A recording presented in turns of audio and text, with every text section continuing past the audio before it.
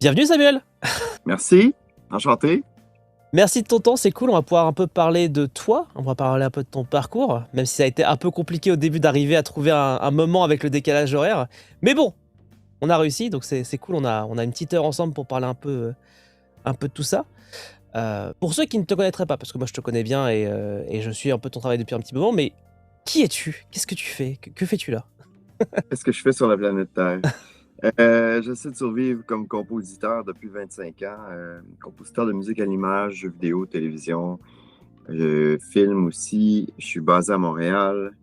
Et puis j'ai mon studio dans le Myland depuis plus d'une dizaine d'années maintenant. Et c'est ça, je pense que ça résume un petit peu D'accord, en une phrase ou deux. c'est très bien. On peut vraiment deep dive into ce Bah, que tu veux, mais Bien sûr, mais justement, j'allais te demander, comment tu t'es retrouvé à faire de la musique? Genre, c'était quoi la motivation pour justement aller faire de la mm-mm. musique? En fait, ça vient du cinéma. Euh, Mes parents m'avaient mis sur un piano. Ben, en fait, ce piano, je sais pas si. Non, ça ne suit pas. J'ai mon piano d'enfance à côté de moi. D'accord, Anyway. Puis, à l'âge de, je sais pas, 3 4 ans, puis j'ai renoncé après 2 3 ans. Je préférais jouer au Lego parce que c'était plus créatif, puis j'étais dans mon univers plus imaginaire. Et, euh, et après ça, en 89, moi, je suis né en 80. Donc, à 89, à 9 ans, j'avais vu Batman de Tim Burton qui m'a jeté à terre. Puis la petite anecdote par rapport à ça, c'est que, bon, c'est à l'époque des VHS. Et le club vidéo où est-ce qu'on avait loué la cassette, je vais le voir depuis des mois, j'étais trop jeune pour aller le voir au cinéma, blablabla. Et là, le week-end où est-ce que la VHS sort, ben, toutes les versions françaises sont parties, évidemment. Puis là, il reste 2 3 versions anglaises. Fait que mes parents m'ont dit, bon, c'est Batman, on te contera un peu l'histoire en anglais. Puis... Mais ça m'a permis d'entendre la musique parce que je comprenais pas le langage à ce moment-là. Et ça a été une révélation et je suis devenu fan de cet univers-là de Danny Elfman. Puis là, bon, je suis devenu fan. Je me suis mis à collectionner un peu les trames sonores au secondaire, ben, quand j'étais adolescent. Et ça m'a ramené au piano. En fait, juste par passion de ces musiques-là, je commençais à repiquer les thèmes à l'oreille. Puis là, j'avais repris des cours de piano, mais en fonction, je voulais comprendre comment c'était composé. Puis avec la musique de film, la musique de télé, j'ai enregistré sur une vieille enregistreuse Fisher-Price les thèmes qui passaient à la télé, juste pour pouvoir écouter quand j'étais très jeune, de façon très intuitive.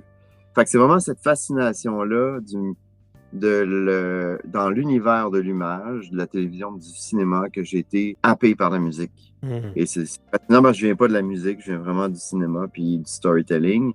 Et je pensais pas faire ça, je pensais pas vivre de ça dans ma vie. Donc, je suis allé plus tard, j'ai fait des études en sciences.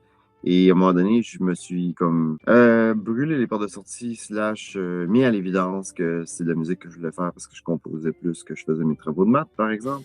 Et donc, c'est ça. À un moment donné, je me suis fait une tête avec ça vers l'âge de 19 ans. Et puis là, je suis allé étudier plus sérieusement. J'ai fait mon cégep au Québec, puis l'université en composition, l'Université de Montréal ici. Et moi, je viens d'une petite ville qui est à 1 heure et demie de Montréal, à peu près 1 heure et demie de Montréal. Quand je suis arrivé à Montréal, c'était la découverte, au début des années 2000, à ce moment-là, c'était la découverte de la musique contemporaine à l'université, de la musique électronique, la musique d'avant-garde, la musique électroacoustique, acousmatique. Et puis là, ça a été un nouvel univers et j'ai vraiment redécouvert la musique pour la musique. Puis les qualités du thème, qu'est-ce qu'une structure musicale sans un film, sans un générique, sans, tu sais. Puis au même moment, dans le fond, j'avais loué un local avec un ami en 2002.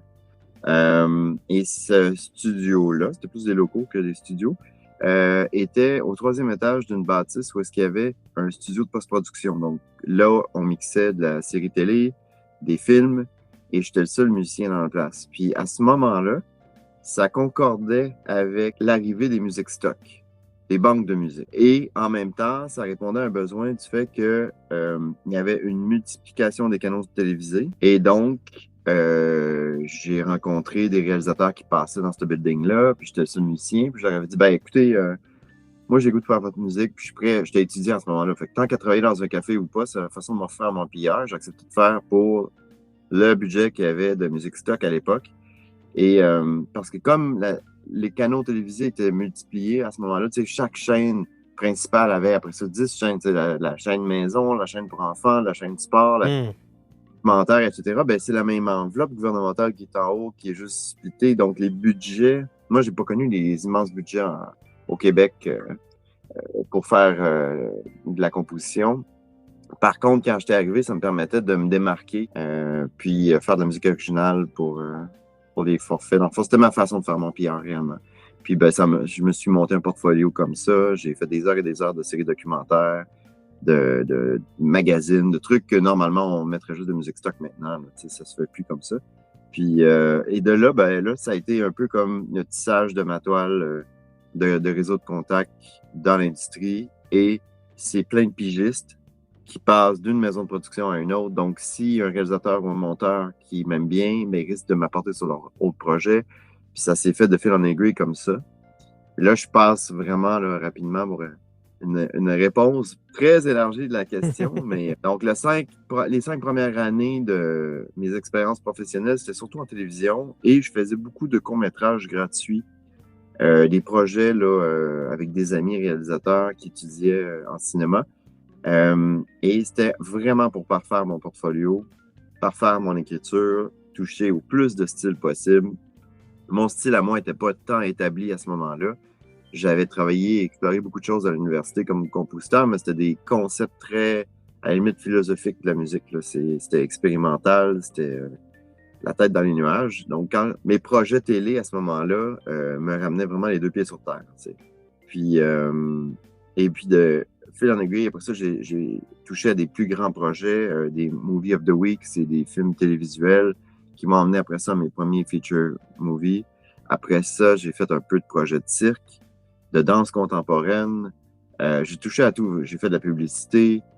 Puis, c'est vraiment en fiction télé que je me suis retrouvé. Une dizaine d'années après, j'ai touché aux jeux vidéo avec le jeu Atlas, en fait, qui était mon premier jeu vidéo. Je venais de faire un slasher movie. Puis les développeurs de Red Barrels avaient bien aimé ce que j'avais fait là-dessus. Ils m'avaient rencontré, puis on parlait de Hitchcock, on parlait de Kubrick. Puis là, c'est des gens qui venaient du cinéma, donc on avait les mêmes références, les mêmes sensibilités. Puis moi, j'étais pas un fan d'horreur, mais j'étais un fan de cinéma. C'est sûr que si tu me parles de Kubrick puis de Hitchcock, je suis all-in, là. Et il parlait d'un score qui serait intemporel, donc des couleurs plus orchestrales, mais qui ferait référence beaucoup à la musique contemporaine moderne du 20e siècle, là, que ce soit Ligeti, que ce soit Shostakovich, que ce soit Penderecki. En fait, c'était beaucoup des références de musique classique du 20e siècle que Kubrick avait utilisé dans ses films ou qu'on voyait dans des films d'horreur souvent. Et puis, ben, comme Atlas a été un succès, il est devenu culte par la suite, mais au départ, ça a quand même été un succès à partir d'une boîte indie. À ce moment-là, en 2013-2014, il se passait quelque chose à Montréal. Il y avait eu Ubisoft qui s'était implémenté ici et quelques grands studios. Il y avait eu quelques beaux succès avec Ubisoft à ce moment-là, là, que ce soit Prince of Persia, que ce soit Assassin's Creed, dans les années 2000. Donc, ces gens-là qui avaient été des game développeurs chez Ubisoft devenaient des seniors. Et là, il y en a beaucoup de cette gang-là qui voulaient partir leur studio indie. Il y a comme eu une espèce de vague de cette première génération-là de seniors, excusez-moi,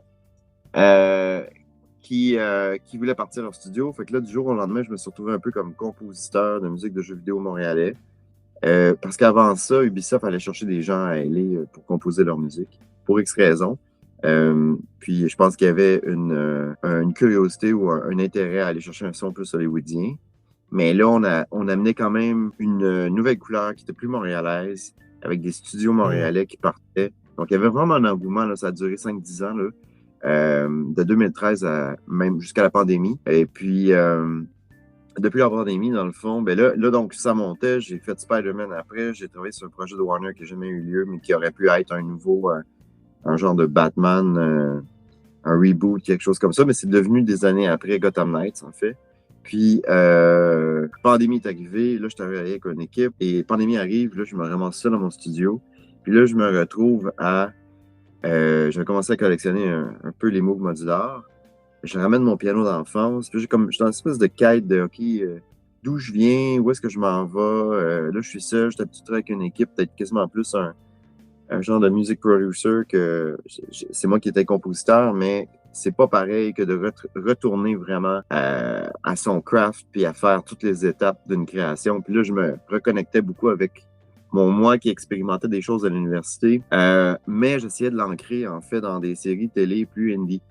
Puis là, mon fun depuis 5-6 ans, c'est d'amener cette espèce de texture-là plus de synthèse ou expérimenter avec des genres qu'on ne verrait pas normalement. Tu sais, comme si vous écoutez mes dernières soundtracks, vous allez probablement penser que j'ai tout fait des films de sci-fi. Alors que ça peut être un drame romantique, ça peut être... autant que Bernard Herrmann avait utilisé les cordes dans Psycho d'une façon... on le prend pour acquis maintenant. C'est un cliché, là. Mais à l'époque, en cinéma, les cordes étaient utilisées essentiellement pour des cues romantiques. Et lui, il arrive et dit non, j'ai un film monochrome, j'ai le goût d'utiliser et d'explorer l'orchestre de cordes. Je l'explore comme ça de façon monochrome, mais ça va être pour un thriller psychologique horreur.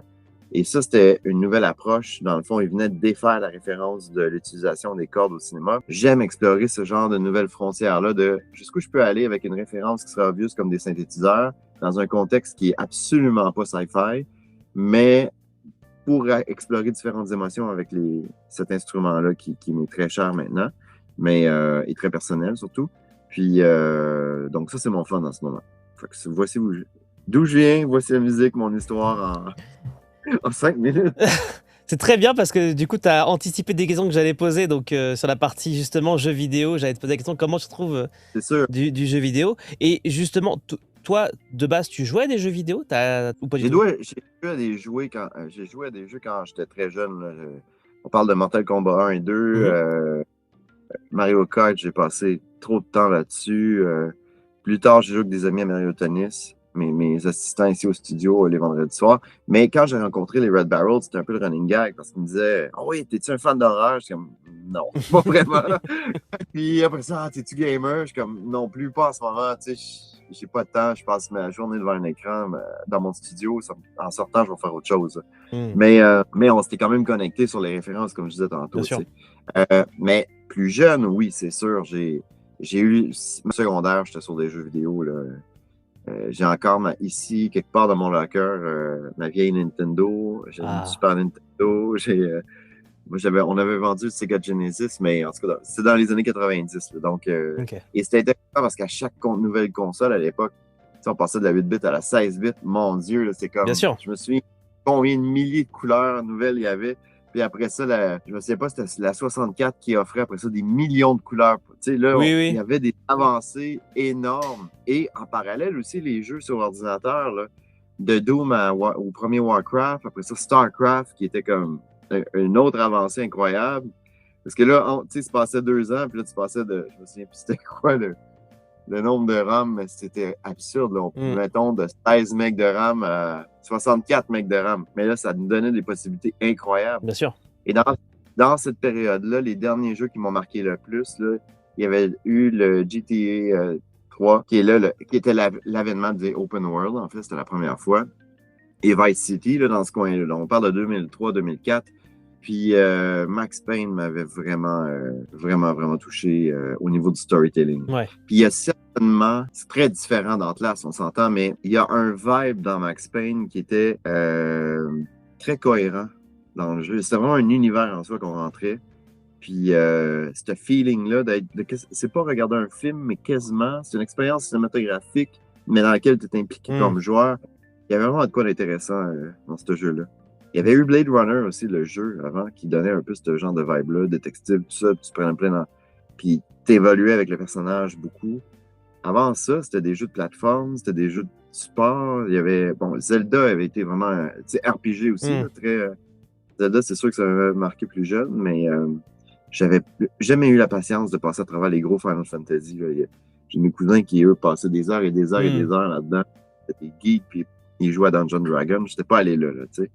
Mais ça, c'était mon histoire en jeu vidéo. Okay. Mais quand même, en 95, j'étais allé à Paris, j'avais 15 ans avec mes parents, puis là, la PS1 sortait.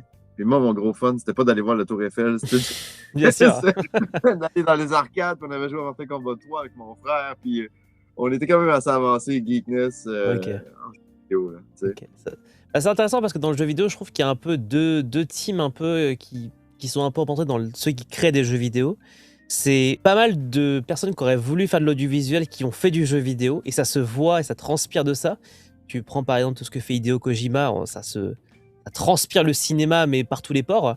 Et il y a Mhm. une autre équipe qui a grandi par les jeux vidéo et qui veut faire des jeux vidéo comme on pouvait le faire à une certaine époque, très orienté gameplay, même si parfois Ouais, la narration va prendre de la place, mais où tu sens que c'est des gens qui se sont inspirés de jeux vidéo et pas forcément de cinéma. Et je trouve que Max ouais. Payne, c'est un bon exemple de ça. On sent que c'est des gens qui ont aimé, qui aiment le cinéma et qui ont voulu ramener du cinéma vers le jeu vidéo. Mais c'est sûr que si on prend Tetris, par exemple, ben là, c'est du gameplay Bien sûr. pur et là. C'est purement, là. Fait que ça, mais j'ai quand même touché aussi à ce genre d'expérience-là. J'ai eu un Nintendo avec Duck Hunt, puis ou les jeux de plateforme, donc c'était vraiment tout orienté gameplay. Bien sûr. Musicalement, je trouve ça moins intéressant pour ma part parce que, à moins de faire juste le thème, mais tu sais, s'il faut vraiment que je fasse, je sais pas moi, 2 heures de musique Hmm. de jeux de plateforme, écoute, à moins d'avoir quelque chose de très spécifique au niveau du storytelling, mais si Ouais. c'est très orienté gameplay, on dirait que je m'essouffle rapidement. Oui. À faire, je me souviens sur le projet de Warner, c'était un projet open world, puis on a mis beaucoup, beaucoup de temps, même Spider-Man, on a mis beaucoup de temps sur trouver le tone, trouver l'énergie, le vibe. Une fois que c'était fait, c'est comme, OK, parfait, on l'a.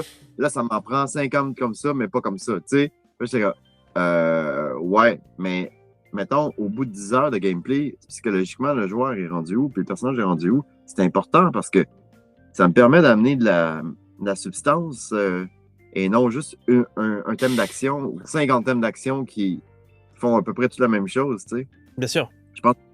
Donc, il y a cette notion-là, pour moi, qui est très importante et très inspirante aussi, tu sais. Hmm. C'est un truc que je dis souvent sur la composition dans le jeu vidéo. C'est que si on n'a pas joué un minimum à des jeux vidéo, c'est hyper difficile d'aller faire de la musique pour des jeux vidéo parce que de la musique de film aux jeux vidéo, il y a vraiment un monde qui les sépare, notamment parce que Ouais, sur un film, tu as vraiment le contrôle. Tu as ton point A, ton point B, que tu mates le film 25 fois, tu auras toujours ton point A et ton point B et ça ne changera pas. Dans un jeu vidéo, si la personne veut passer 25 heures à tourner en rond dans une ville, il a le droit et en fait, il faut aussi l'accompagner. Mais d'ailleurs, est-ce que tu as essayé de faire de la musique interactive, toi, de ton côté? ouais, ben, je l'avais fait même à l'université, je l'avais fait en danse de façon expérimentale avec Max NSP. C'est un logiciel Oui, oui. qui permet de coder. Bon, OK. Fait que je suis allé quand même très large, là, puis j'ai utilisé Wise dans. Ben, Antlasseur était quand même interactif jusqu'à un certain point. Hmm. Spider-Man était plus, mais j'ai pas créé, en dehors de l'université, vraiment de la musique dite systémique, là, où est-ce Ok. que tout est quasiment random. Tu sais, si on parle de stochastique puis musique systémique, je Hmm. peux aller très loin. Pour moi, ce qui est plus important, c'est, tu sais, si je reviens encore là aux jeux vidéo, c'est le storytelling, c'est émotionnellement. Après, oui, on peut rester 10 heures en même place, mais disons que le jeu n'a pas été créé pour donner une expérience d'être à la même place tant Bien que sûr. 10 heures de temps. Donc, ce qui, moi, est important, c'est selon la vision des game développeurs. Je dis storytelling, c'est peut-être pas le bon exemple parce que c'est plus proche d'une expérience immersive. Ça, j'en ai fait, by the way, aussi, qui est de la musique interactive, à la limite, de se promener en forêt dans différentes zones, puis Hmm. dépendamment des zones, la musique change, mais pour moi, il y a quand même une notion ultra importante de tu pars d'un point A dans ton expérience, disons comme ça, puis même si l'expérience n'est pas linéaire, fixe, comme une série télé ou tu sais, de la vidéo fixe, mettons, au frame près, Mhm. ça reste quand même, il y a une courbe émotionnelle à travers l'expérience. Et pour moi, qu'elle soit en jeu vidéo, en film, en télé, en marche immersive en forêt ou en 30 secondes de pub dans un commercial, ça reste qu'il y a un point A, il y a de l'expérience, il y a, après ça, c'est dans une courbe émotionnelle, narrative, ou pour ne pas dire narrative, disons émotionnelle, puis il faut que ton état émotionnel soit, je dirais pas transcendé, mais qui a évolué du point A à Z. Bien sûr. Puis et Z étant la fin de l'expérience. Donc, après ça, je pense que c'est ça qui m'intéresse le plus. La musique systémique, la stochastique, toute la musique interactive, pour moi, c'est des outils qui me permettent à bien raconter cette histoire-là émotionnelle, cette expérience-là émotionnelle. Et des fois, c'est de faire une tune de 3 minutes qui va se louper. D'autres fois, ça va être de faire plusieurs petits segments. Des fois, ça va être, je me souviens dans Atlas, par exemple, j'avais rapidement commencé à enregistrer mes propres samples. Puis au départ, tu sais, souvent les gens utilisaient beaucoup de layers pour ajouter ou enlever de l'émotion. Ou je donne un exemple. Je sais pas, moi, tu as une track avec un pad, après ça, whoop, il arrive un élément plus stressant. Donc, tu as un autre layer de strings, trompettes, whatever, des clusters qui arrivent. Puis moi, je m'étais dit, je vais essayer d'y aller plus subtil que ça. Fait que je m'étais enregistré un peu comme les samples qu'on utilise commerciaux. Différentes nuances. Si j'ai mon orchestre de cordes, j'enregistrais, mettons, un 2 minutes de cluster de tension dans laquelle je les faisais bouger un peu en termes de dynamique puis d'intention. Puis je faisais faire, mettons, faites-moi ça une très, très douce, pas forte. Après ça, moyennement plus de très doux à très fort. Et à ce moment-là, c'était simple. Dans Wise, tout ce qu'on faisait, le logiciel d'intégration, c'est qu'on faisait un crossfade entre ces deux nuances, entre les layers. Ça restait toujours un espèce de cluster de cordes qui a été enregistré tout à la même place, mais l'intention musicale changeait. J'avais pas besoin, c'était un peu plus comme, je dirais pas linéaire, mais moins vertical dans le sens que c'est comme moins de tracks que tu démutes puis tu mutes, mais plus de crossfade. Puis pour moi, je trouvais ça plus fluide comme intention, tu sais. Donc, il y a plein d'approches qu'on peut utiliser en interactif. J'aurais pu utiliser la même approche de façon très linéaire dans un film en faisant moi-même le crossfade. Tu sais, après ça, c'est plus comme au niveau technique, comment tu arrives à présenter l'expérience que tu veux créer. Je pense que c'est ça qui est important. Ouais. Bah, c'est vrai que la musique interactive, je trouve que, en fait, moi, j'en fais beaucoup. Mais je mets toujours en garde, notamment les jeunes compositeurs là-dessus, c'est que il faut pas non plus tomber dans l'extrême de vouloir faire un système pour vouloir faire un système et de vouloir faire un truc hyper poussé juste pour le kiff de faire un truc poussé. Faut que ça serve quelque chose, soit la narration, soit le gameplay. Faut pas que ce soit gratuit, quoi. Parce que sinon, c'est pas intéressant. Je prends souvent cet exemple-là. Moi, ce qui m'avait marqué dans le jeu vidéo quand je me suis intéressé, parce que pour le coup, moi, j'ai grandi dans les Final Fantasy parce que j'avais des grands frères qui achetaient tous ces jeux-là. Surtout qu'il y a eu un peu, avec la PlayStation 1, il y a eu un peu cette arrivée de plein de jeux qui n'arrivaient pas, qui ne passaient pas les frontières du Japon, qui arrivaient outre-Atlantique. Et donc, en fait, on a eu plein de jeux avec la PlayStation 1 qui sont arrivés, des Final Fantasy, des Grandia. T'es pas au courant de comment ça se fait que ça passait pas au Japon? Parce que, en fait, c'est une question de marché et de grandeur de marché, en fait. C'est-à-dire qu'au début, les Japonais pensaient, comme beaucoup de trucs, que les jeux vidéo de rôle japonais n'intéresseraient pas forcément les Européens. Les Européens, les Américains, etc. Les Américains un peu plus, mais souvent, l'Europe, pendant les 20-25 premières années du jeu vidéo, on était un peu les derniers servis, quoi. Fait que les premiers Final Fantasy au Nintendo, vous avez pas eu ça? Le premier qu'on a eu de Final Fantasy, c'est le 7. Wow! Donc, le premier rapport, entre guillemets, après, on a eu quelques RPG qui sont sortis avant, notamment Secret of Mana qui est arrivé chez nous. Zelda, c'est arrivé en Europe, j'imagine. Je peux pas croire. Oui, Zelda est arrivé. Mais le vrai, on va dire, ce qu'on va appeler vraiment des RPG un peu denses, c'est-à-dire pas forcément des trucs en mode It's dangerous to go alone, take this, tu vois, on est vraiment... genre, le vrai truc, on a commencé à avoir du grand lore, etc.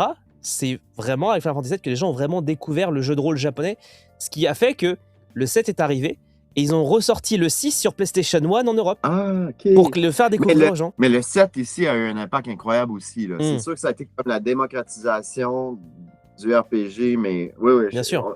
Je suis là-dessus. Et pour dire à quel point on a loupé plein de choses, Chrono Trigger n'est pas sorti en Europe, hein, ce qui est quand même terrible. Hein. Je savais pas ça. Mais en fait, vraiment, on se rend pas compte, hein, mais en Europe, on a eu, ça a mis beaucoup de temps à ce que les RPG se démocratisent vraiment et que ça arrive de manière hyper conséquente. Par contre, une fois que la PlayStation 1 est arrivée et que les RPG ont commencé à sortir, on en a eu beaucoup, et ça a vraiment déclenché quelque chose, quoi. Tant mieux. Mais du coup, je me rappelle que mon grand frère, qui a du coup acheté tous les RPG japonais qui sortaient sur PlayStation 1, du coup, je découvrais les jeux comme ça.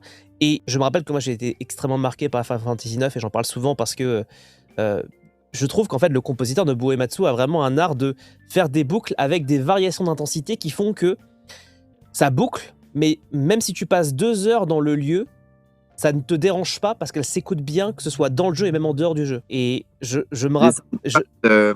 De StarCraft puis Warcraft faisait ça aussi. Ouais. T'entends clairement la boucle, mais il y avait quand même une richesse au niveau de l'arrangement qui faisait qu'à chaque fois que ça loupait, tu découvrais quelque chose de nouveau et c'était pas dérangeant. Complètement. C'est un parfait aussi, ouais. À tel point que quand j'étais gosse, je lançais le jeu juste pour avoir la musique. Et du coup, je laissais tourner la musique du jeu. Et donc, tu vois, quand tu me parlais justement d'enregistrer des musiques, etc., j'ai un peu reconnu ce pattern-là, tu vois. Et Tu vois, je trouve toujours que la musique interactive, c'est cool quand ça sert le propos, mais à ce prix-là, si c'est juste pour faire ça, autant faire des boucles de musique un peu riches et un peu denses, qui sont vraiment intéressantes, où à la fin, le joueur va dire: «J'ai envie de la réécouter, en fait». Ça sera bien plus Moi, intéressant. je suis à la même place que toi pour ça. C'est ce qui est primordial, en fait. C'est l'expérience émotionnelle. C'est l'expérience, comme je disais, narrative, émotionnelle, mais c'est un univers, je ne sais pas ton expérience, je suis curieux, de ce que moi, je l'ai vécu beaucoup, surtout plus dans les plus gros studios. Je l'ai moins vécu dans, mettons, Red Barrels, il y était 10 en tout. Tu Mmh. avais 3 cofondateurs, puis tu avais je pense qu'il y avait 7 employés à ce moment-là, c'était tout. Donc, on se faisait des builds tous les vendredis après-midi, on se prenait une bière, on écoutait, puis on regardait, puis il y en a un de la gang qui jouait, puis moi, je me prenais des notes. Puis je travaillais avec l'audio director, Jonathan Vacheru, qui était de chez Game On à l'époque. C'était son premier jeu, lui aussi. Mais les deux, on avait un bon instinct. On était un peu comme laissés à nous-mêmes. C'était ultra créatif. On se challengeait, on savait plein de références. Je me souviens, on avait réécouté le premier Alien, par exemple, parce que c'était à huis clos. Comment il maintenait cette espèce de build-up soutenu pendant 2 heures de temps. Puis nous, on s'est comme, OK, le challenge, il faut qu'on y arrive, mais sur 8 heures de gameplay, tu sais. Puis, mais c'était vraiment des challenges entre nous, mais pas avoir eu ce coéquipier-là ou ce complice-là, je ne sais pas si ça aurait donné la même chose. Mmh. Et les 3 cofondateurs de Red Barrels étaient très ouverts. Eux étaient comme, présente-nous de la musique. Je me souviens, à un moment donné, j'avais comme sorti plein de démos. J'avais peut-être une quinzaine de tracks. C'était vraiment comme dans leur salle de meeting. Je leur faisais écouter ça. Puis ils étaient comme, ah, ça, moi, je verrais ça là. Puis là, on était en train de le brainstorm. On partait pas d'un fichier Excel, c'est ça que je veux dire. Il n'y avait pas une structure claire. Il n'y avait pas quelqu'un de très technique derrière. Il dit, bon, j'ai monté je sais pas moi, la partie systémique de musique dans Wise, puis voici comment on va intégrer. Non, à chaque level, on s'assoyait, puis on sait comme quelle expérience qu'on veut donner ici. C'est quoi le point important émotionnel à noter, comment qu'on l'amène. Tu regardes en dessous dans Wise, comment c'est tout. Il y a eu un directeur audio qui est débarqué par après, puis il était venu s'asseoir dans mon studio, et il dit, je comprends pas ce que vous avez fait, c'est un paquet de spaghettis dans. Puis la réponse, c'est que nous on n'avait peut-être pas la façon la plus efficiente au niveau du code de le faire, mais certainement ce qu'on avait su bien faire, c'était de conserver exactement ce que tu viens de dire. C'est-tu pertinent au niveau émotionnel dans l'expérience? Est-ce qu'on va se remémorer émotionnellement ce qui vient de se passer? Ça a un impact. Puis toutes les mauvaises idées musicales, on les a juste rejetées sur les 6 à 8 mois, 12 mois suivants, comme durant l'intégration puis la complétion du jeu. Fait que souvent après, dans les plus grosses compagnies, je trouvais que c'était un peu une philosophie de IT. Un peu comme si je travaillais chez Google ou chez, je sais pas, j'ai jamais été chez Google, mais il y avait beaucoup de directeurs de personnel, beaucoup de hiérarchie. À un moment donné, il y avait 10 postes au-dessus de moi, puis des personnes que j'ai jamais vues de ma vie, mais qui ont un impact. Je n'avais jamais parlé aux writers. C'était comme des départements beaucoup moins accessibles qu'en jeux vidéo indie, où est-ce que là, tu as 10-20 personnes, tu débarques là, puis tu parles à tout le monde, parce que c'est tous des chefs de département. Ils n'ont pas de 10 en dessous de toi, tu sais. L'autre chose aussi que je note en jeu vidéo, j'ai plus travaillé avec des music supervisors ou des audio directors qui étaient musiciens et je ne sais pas si ça a un impact, mais c'est différent. Je me souviens, les meilleures relations que j'ai avec mes clients, c'est quand on parle d'émotion puis de storytelling. Puis ça arrive plus souvent avec des réalisateurs parce que d'entrée de jeu, ils ne sont pas musiciens. Puis ils vont dire, hey, je suis vraiment désolé, je ne m'y connais pas, je ne sais pas comment te le dire musicalement. Je suis comme, non, ça c'est parfait, c'est ma job. C'est quoi l'histoire qu'on raconte? Puis là, on revient tout de suite à l'émotion. Alors que quand je travaille en jeu vidéo, souvent, ça va être des audio-directeurs qui vont avoir été musiciens. Là, ça plus mineur. Je suis comme, ouais, mais attends, step back, faut pas perdre de vue pourquoi qu'on écrit cette musique-là. C'est facile aussi de tomber, ça c'est l'autre piège, il y a un piège de trop tomber dans le code, puis regarder le système musical en Wise, faire wow, quelle belle œuvre d'art. Il y a personne qui va ouvrir le capot pour me dire comment c'est clean là-dedans. Puis l'autre piège, c'est peut-être aussi de tomber trop dans la musique pour la musique. On est tous geeks, hein? Fait qu'on a tout un peu cette personnalité-là en jeu vidéo. Et je parle des programmeurs, puis eux autres, c'est la même chose. Hey, regarde comment mon code. Ouais, mais je programme pas. Fait que je veux juste jouer au jeu, puis ça marche-tu l'expérience, tu sais? Fait que facile de tomber dans ce piège. À mon avis, c'est un piège parce que comme en pandémie, je me suis perdu à tester des câbles audio, puis là, je faisais venir du Japon puis de la Chine des vieux câbles Western électriques, puis je ouais, mais OK, en bout de ligne, à la fin de la journée, y a-tu une plus-value musicale? Si oui, good. Oui, bien sûr. Même chose avec les modulars, c'est facile de se perdre 4 heures là-dedans puis juste faire oui, mais OK, c'est le fun, le buzz, mais là, il faut arriver à quelque chose qui a un impact. C'est un sujet que j'ai eu justement avec quelqu'un qui est déjà venu sur la chaîne qui s'appelle Renoiser, où justement il essaye de me pousser vers le modulaire et je dis non, je ne tomberai pas dedans. Et j'ai déjà plein de synthés, j'ai déjà beaucoup de synthés. Et au final, je trouve qu'on passe tous par cette phase de on achète plein de trucs, on accumule, et au bout d'un moment, on vend plein de trucs parce qu'on se rend compte qu'en fait, on n'utilise rien. Et au final, t'as besoin de 4 trucs, et au final, tu fais des trucs très bien en fait. Mais en fait, faut pas s'en vouloir. Là. Je pense que ça fait partie de l'expérience. Bien sûr. Ça fait partie de s'éduquer. Au départ, je cherchais justement un synthétiseur, puis ça m'a pris du temps avant de réaliser qu'est-ce qui était mon synthétiseur, qu'est-ce qui était mon son. Puis il a fallu que je passe par toute cette phase d'expérimentation-là, d'achat, de revente. Je pas tant vendu. Je suis dû pour revendre éventuellement, mais en même temps, je connais beaucoup mes machines en ce moment, puis je sais ce que j'aime faire avec ça, parce que j'ai passé énormément de temps avec chaque machine, tu sais. Puis c'est vrai qu'il y a le Gear Acquisition Syndrome au départ, qui est comme, ça a l'air beau cette affaire-là, puis je le veux. Puis mais une fois que tu l'as, cette énergie-là de départ aussi, je pense qu'elle peut être intéressante si justement tu t'en sers de façon passionnée pour plonger dans la machine, puis de la connaître, pas comment toi tu peux en tirer. Mais il faut que ça ramène toujours à la musique. Sinon, c'est un puits sans fond. Carrément. Bah, moi, c'est un truc justement que je suis en train de préparer, c'est que par exemple, on voit pas en hors-champ, mais j'ai pas mal de vieux synthés des années 90, des ramplers qui traînent, qui je trouve ont vraiment cette sonorité qu'on retrouvait dans les jeux PlayStation 1, parce que c'était un peu l'époque justement. Absolument. Voilà. Et donc du coup, j'en ai plein, sauf qu'en fait, c'est très chiant à utiliser au quotidien. Et du coup, j'ai une mission un jour de me prendre tous ces ramplers, de les brancher à ma carte son, de les sampler un par un et de tous les balancer en VST. Pour avoir justement, parce que finalement, que tu le mets sur un très concret, hein, que tu le joues sur ton rampler qui déjà est un resampling d'autres sons ou que tu le joues en VST, foncièrement, ça changera pas grand chose de toute façon. Non, c'est vrai. Donc, mais c'est une année sabbatique, là. Oui, c'est une recherche. Parce que là, j'en ai 5-6 à sampler avec des presets qui vont. J'ai un MU128 qui traîne. J'ai des Korg, j'ai un Korg X5DR, un 05RW. Juste par le nom, tu sais que c'est un Rampler. Ouais, et j'ai un Studio Canvas SD80 qui est là. Ah wow, Roland! Ouais. J'ai un Sound Canvas, j'avais une petite boîte blanche à 17 ans que j'avais. C'était ma première chose que j'ai eue. Après ça, j'ai eu mon JV 2080 que j'ai derrière. Et c'est peut-être celui-là, parce que le mien, il est gris, un peu blanc. Oui, ben, c'était un Sound Canvas... En tout cas, mais c'était un Rampler, exactement. Voilà. C'était du table, absolument. Mais ça sonnait quand même pas mal. Oui. Peut-être parce que c'est une nostalgie, là. Mais je le passe à des jeunes assistants qui débarquent. Puis c'est vrai que tu sais, les power ballades des années 90, là, c'était ce son-là. Là. Bah oui. Le classique, c'est le Core Gamer, là, mais...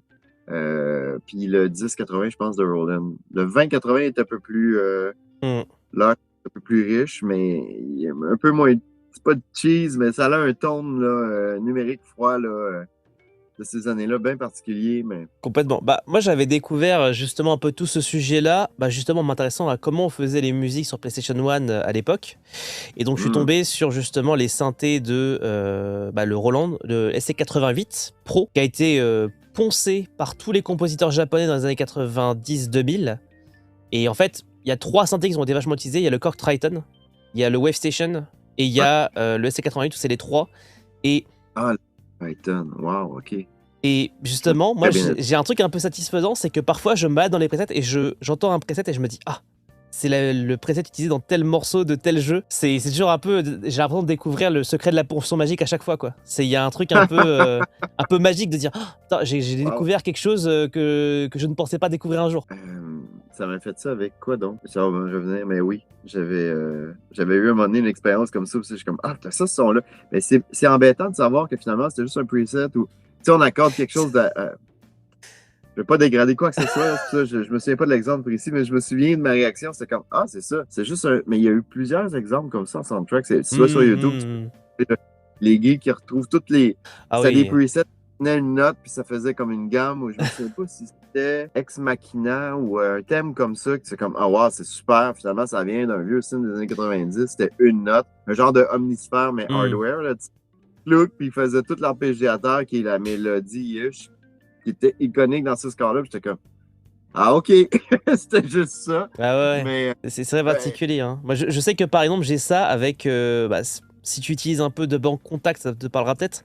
Les banques damage de percussion. Ouais, Les boucles damage, je les entends partout. Et en fait, comme elles sont hyper identifiables, tu t'entends très vite que c'est telle boucle du premier. Genre, c'est le premier instrument, preset C3 ou C2 ou C1, quoi. Complètement. J'essaie de faire dans mes percussions beaucoup à partir de la petite boîte noire qui est là. C'est dans mon rack, c'est le D-Farm de Moog.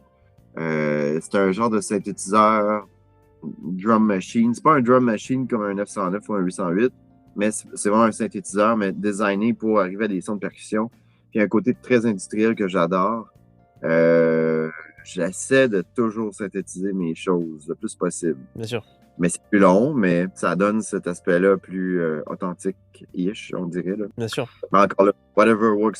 Des fois, c'est un preset, ça marche. Puis... Oui, puis il faut aussi se dire que parfois, c'est aussi une question de deadline. Parfois, ils doivent faire une musique pour un trailer. Ils ont une journée parce que le montage a mis trop de temps. Et en fait, des fois, il n'y a juste plus le temps. Et du coup, il faut livrer quelque chose, quoi.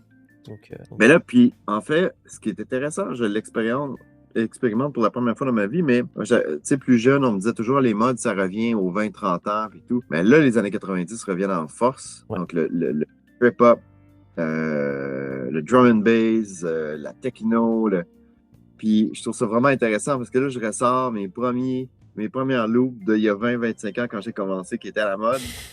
Et là, ça revient à la mode en ce moment et je vois que les clients me demandent ça de plus en plus. Là. Ensuite, du vieux Portishead, ça revient à la mode. Là. C'est vraiment comme les jeunes, je sais pas quel âge que t'as, mais... 32. C'est comme, ouais, full millennial. Mais Gen Z, parce que moi, je suis entre X et millennial, je suis dans 80. Ouais. Là, fait que j'ai une génération Xennial qui appelle la première trilogie Star Wars, 77 à 83, qui était l'enfance complètement analogique et l'adolescence complètement numérique comme les millennials, fait que full Internet et tout. Mais là, Gen Z revient vraiment à la génération X. Alors, les gens un petit peu plus vieux que moi, qui étaient full X, là, c'est une espèce de génération sans avenir, sans... On pense AI, on pense, bon, les guerres, toutes les menaces pas possibles en ce moment. La Gen Z, la Gen X avait ça aussi un peu. C'était tout le temps dans l'ombre des bébés boomers. Il n'y avait pas d'emploi. Cette espèce de cynisme-là, ce côté-là dark revient, puis il veut pas. C'est sûr que ça résonne avec... mon adolescence, pas de la musique de film, mais que ce soit Nine Inch Nails, que ce soit, comme je disais, Portishead, Prodigy, Radiohead, ces jeunes-là capotent là-dessus, tu sais. Fait que c'est intéressant. Je trouve ça intéressant de voir que... Je suis comme, hey, attends, je suis cool encore. Bien sûr. Une seconde fois, là. Bref. Non, mais moi, je trouve que les musiques des 90, c'est toujours assez intéressant parce que je trouve qu'on est... comme tu l'as dit, les musiques des années 90, c'est hyper intéressant parce qu'il y a tout ce côté très analogique et il y a tout le numérique qui arrive à ce moment-là. C'est vraiment, l'année 90, c'est l'année bascule.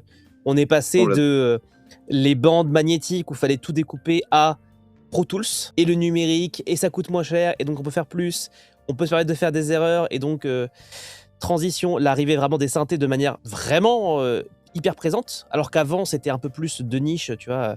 On peut penser à du Jean-Michel Jarre, des choses comme ça où c'était... on l'utilisait, mais c'était hyper anecdotique, hyper centré sur un marché très particulier.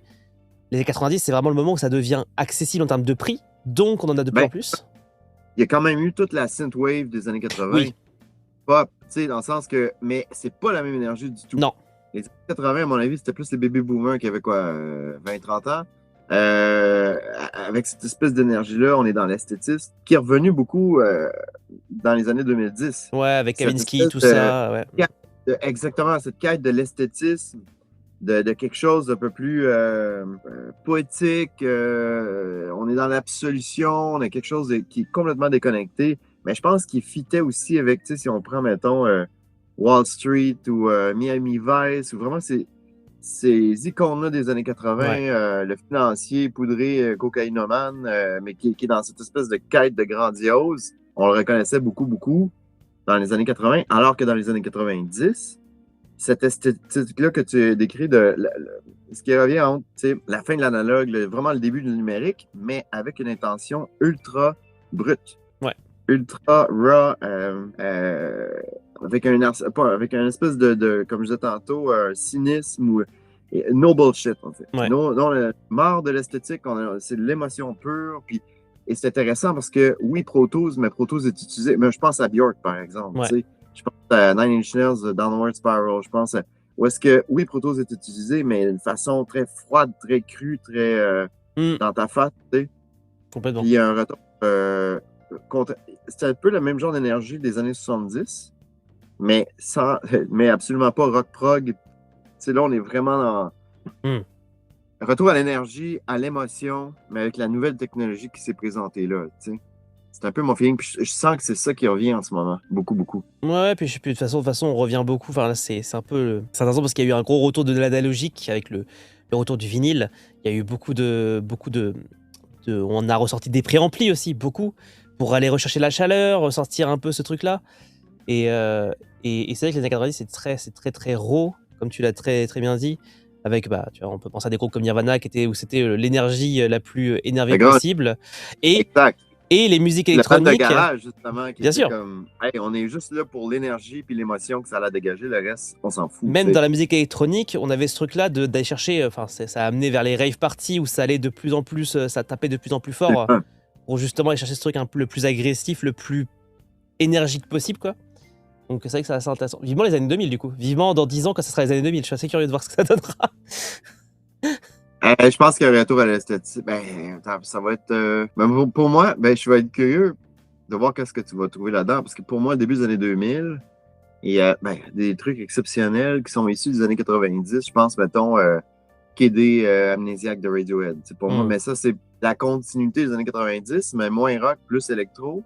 Mais on revient tranquillement vers l'esthétisme. Le trip-hop, pour moi, encore là, c'est genre, je pense à Boards of Canada, par exemple, que j'adore. Mais pour moi, il était quand même initié à la fin des années 90. Mais c'est une évolution ou une continuation de cette énergie-là, mais en expansion. Même chose pour Daft Punk, par exemple. Pour moi, c'est encore un son qui a puisé son essence dans les années 90. J'ai moins connecté avec les Linkin Park de ce monde, puis ce genre de Evanescence, puis tout ça, pour moi, qui est très marquant du début des années 2000, mais qui est probablement, à mon avis, très mal vieilli. Mais peut-être que là, c'est juste parce que on n'a pas refait la boucle de Moi, la je suis très fan de Linkin Park ayant grandi là-dedans, donc effectivement, je trouve ça... De toute façon, j'ai un grand frère qui a grandi là-dedans. Du coup, par effet domino, j'ai pris le ricochet Linkin Park, System of a Down, Papa Roach et tous ces trucs-là dans lesquels j'ai un peu baigné malgré moi. Et je trouve que ça a bien vieilli. Et en fait, ce qui est assez marrant, et je me suis fait la réflexion, on commence, en tout cas en France, à voir arriver le retour justement des vêtements un peu baggy, des trucs un peu qu'on voyait dans les années 2000, réapparaître comme un truc un peu trendy. Ouais. Et je trouve ça assez intéressant, effectivement. C'est vrai. Ça commence absolument. à revenir. Ah ouais, bon point. Moi, je le vois aussi à Montréal. Beaucoup. Écoute, on va voir... Mais comment définir les années 2000? Il y a tout aussi l'avènement de Britney Spears, puis les Christina Aguilera, puis ce genre de pop. Là, on est vraiment dans l'esthétique. Très suédois, justement. Comment il s'appelait? Max Martin, là, qu'avec son studio, il faisait comme juste des hits à pu finir. Puis, David Guetta aussi, qui était à fond à ce moment-là. Il a sorti beaucoup de titres électro et tout ça. Oui, c'est vrai. Mais je sais pas si... Non, tu as raison, c'est vraiment début 2000. C'est le moment où on commence à avoir ce truc entre chanteuses, DJ un peu qui commencent à produire. Et c'est un peu l'avènement des DJ qui produisent leur musique. Ce qui n'était pas encore le cas à l'année 90. On était encore un peu sur les DJ sont des DJ et les producteurs sont des producteurs de musique. Et c'était pas encore...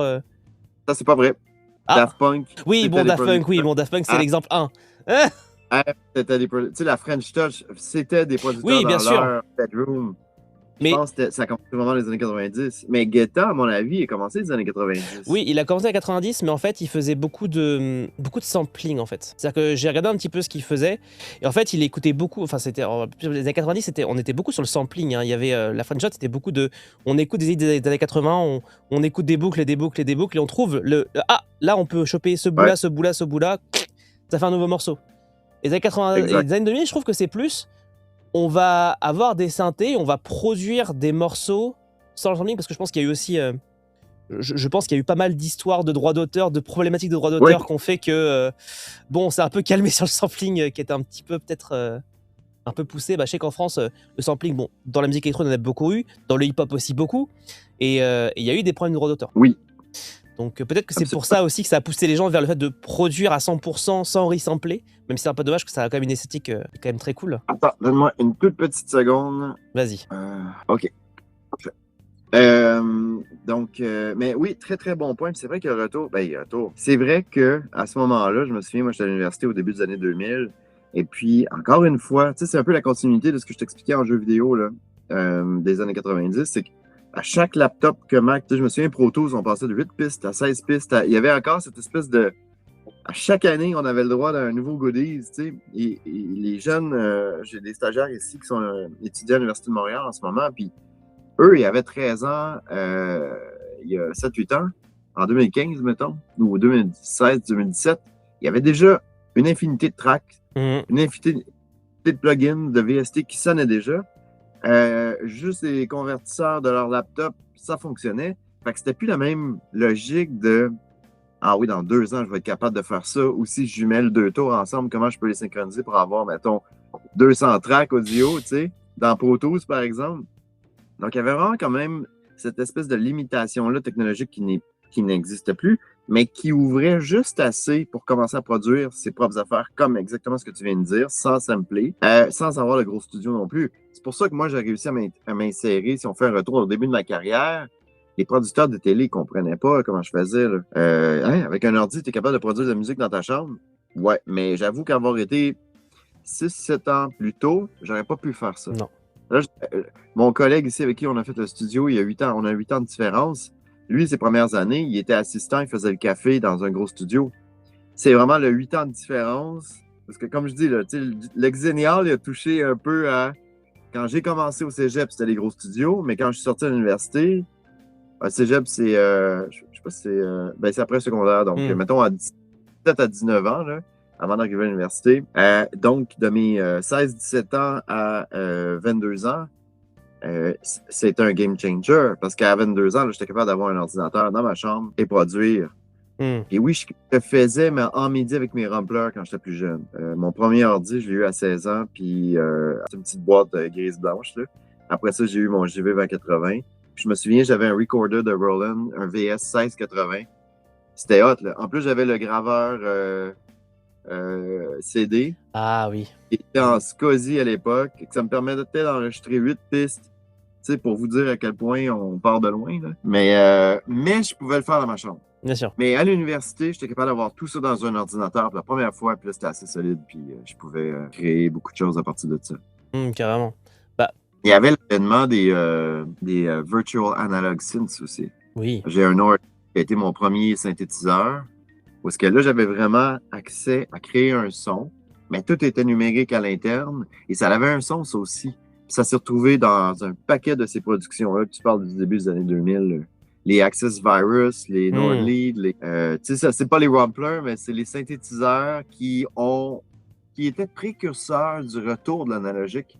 Parce qu'au moins, ils offraient la possibilité, avec leur interface, de synthétiser un son. Carrément. C'est juste que là, tu pouvais en avoir 16 voix polyphoniques au lieu d'être monophonique comme un Minimoog, par exemple. Tu sais. Carrément. Je sais pas s'il y aurait eu ce retour à l'analogue dans les années 2010. Bah, je sais que moi, j'ai commencé un peu ma carrière vers 2000. Ouais, je suis rentré en études en 2013. Donc, j'avais 19 ans. Je sais que c'était un peu le tout début du VST vraiment accessible en termes de prix, c'est-à-dire qu'il y avait Native Instruments qui était arrivé, du coup proposait Massive, Contact et tout ça. Donc c'était hyper intéressant, mais c'était pas facile parce que Massive, Absinthe, FM8, c'était austère d'interface au possible. Vraiment, SL1000. Wow. Ah oui. c'était dur. Vraiment, fallait en vouloir. Pareil, moi j'ai découvert Reactor, mais pas Reactor avec tout le système visuel hyper stylé comme on a aujourd'hui. Hein. Le premier Reactor Non, non, non. qui était Câblait des trucs, là. ouais, Puis, ouais, ouais, ouais. c'était très difficile. Max MSP, c'est pareil. C'est un peu Ouais. visuel, mais c'est pas facile. Pure Data, j'en parle même pas. C'est pas facile, ça donne pas envie. Et Contact permettait de faire des trucs cool avec des orchestres, mais ça sonnait quand même très cheap.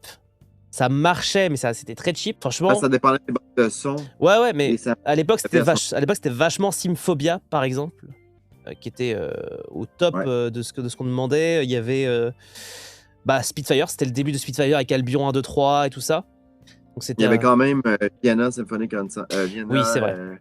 Il y avait aussi, comment ça s'appelait? East West Symphonic Orchestra. Je trouve que ça sonnait toujours un petit peu cheap. C'était sympa, mais ça sonnait toujours un petit peu cheap, surtout encore plus maintenant quand on les met à côte avec d'autres trucs. Oh, ben c'est le début de Cine Samples. Ça, c'était Cine Samples puis Spitfire était comme... Oui.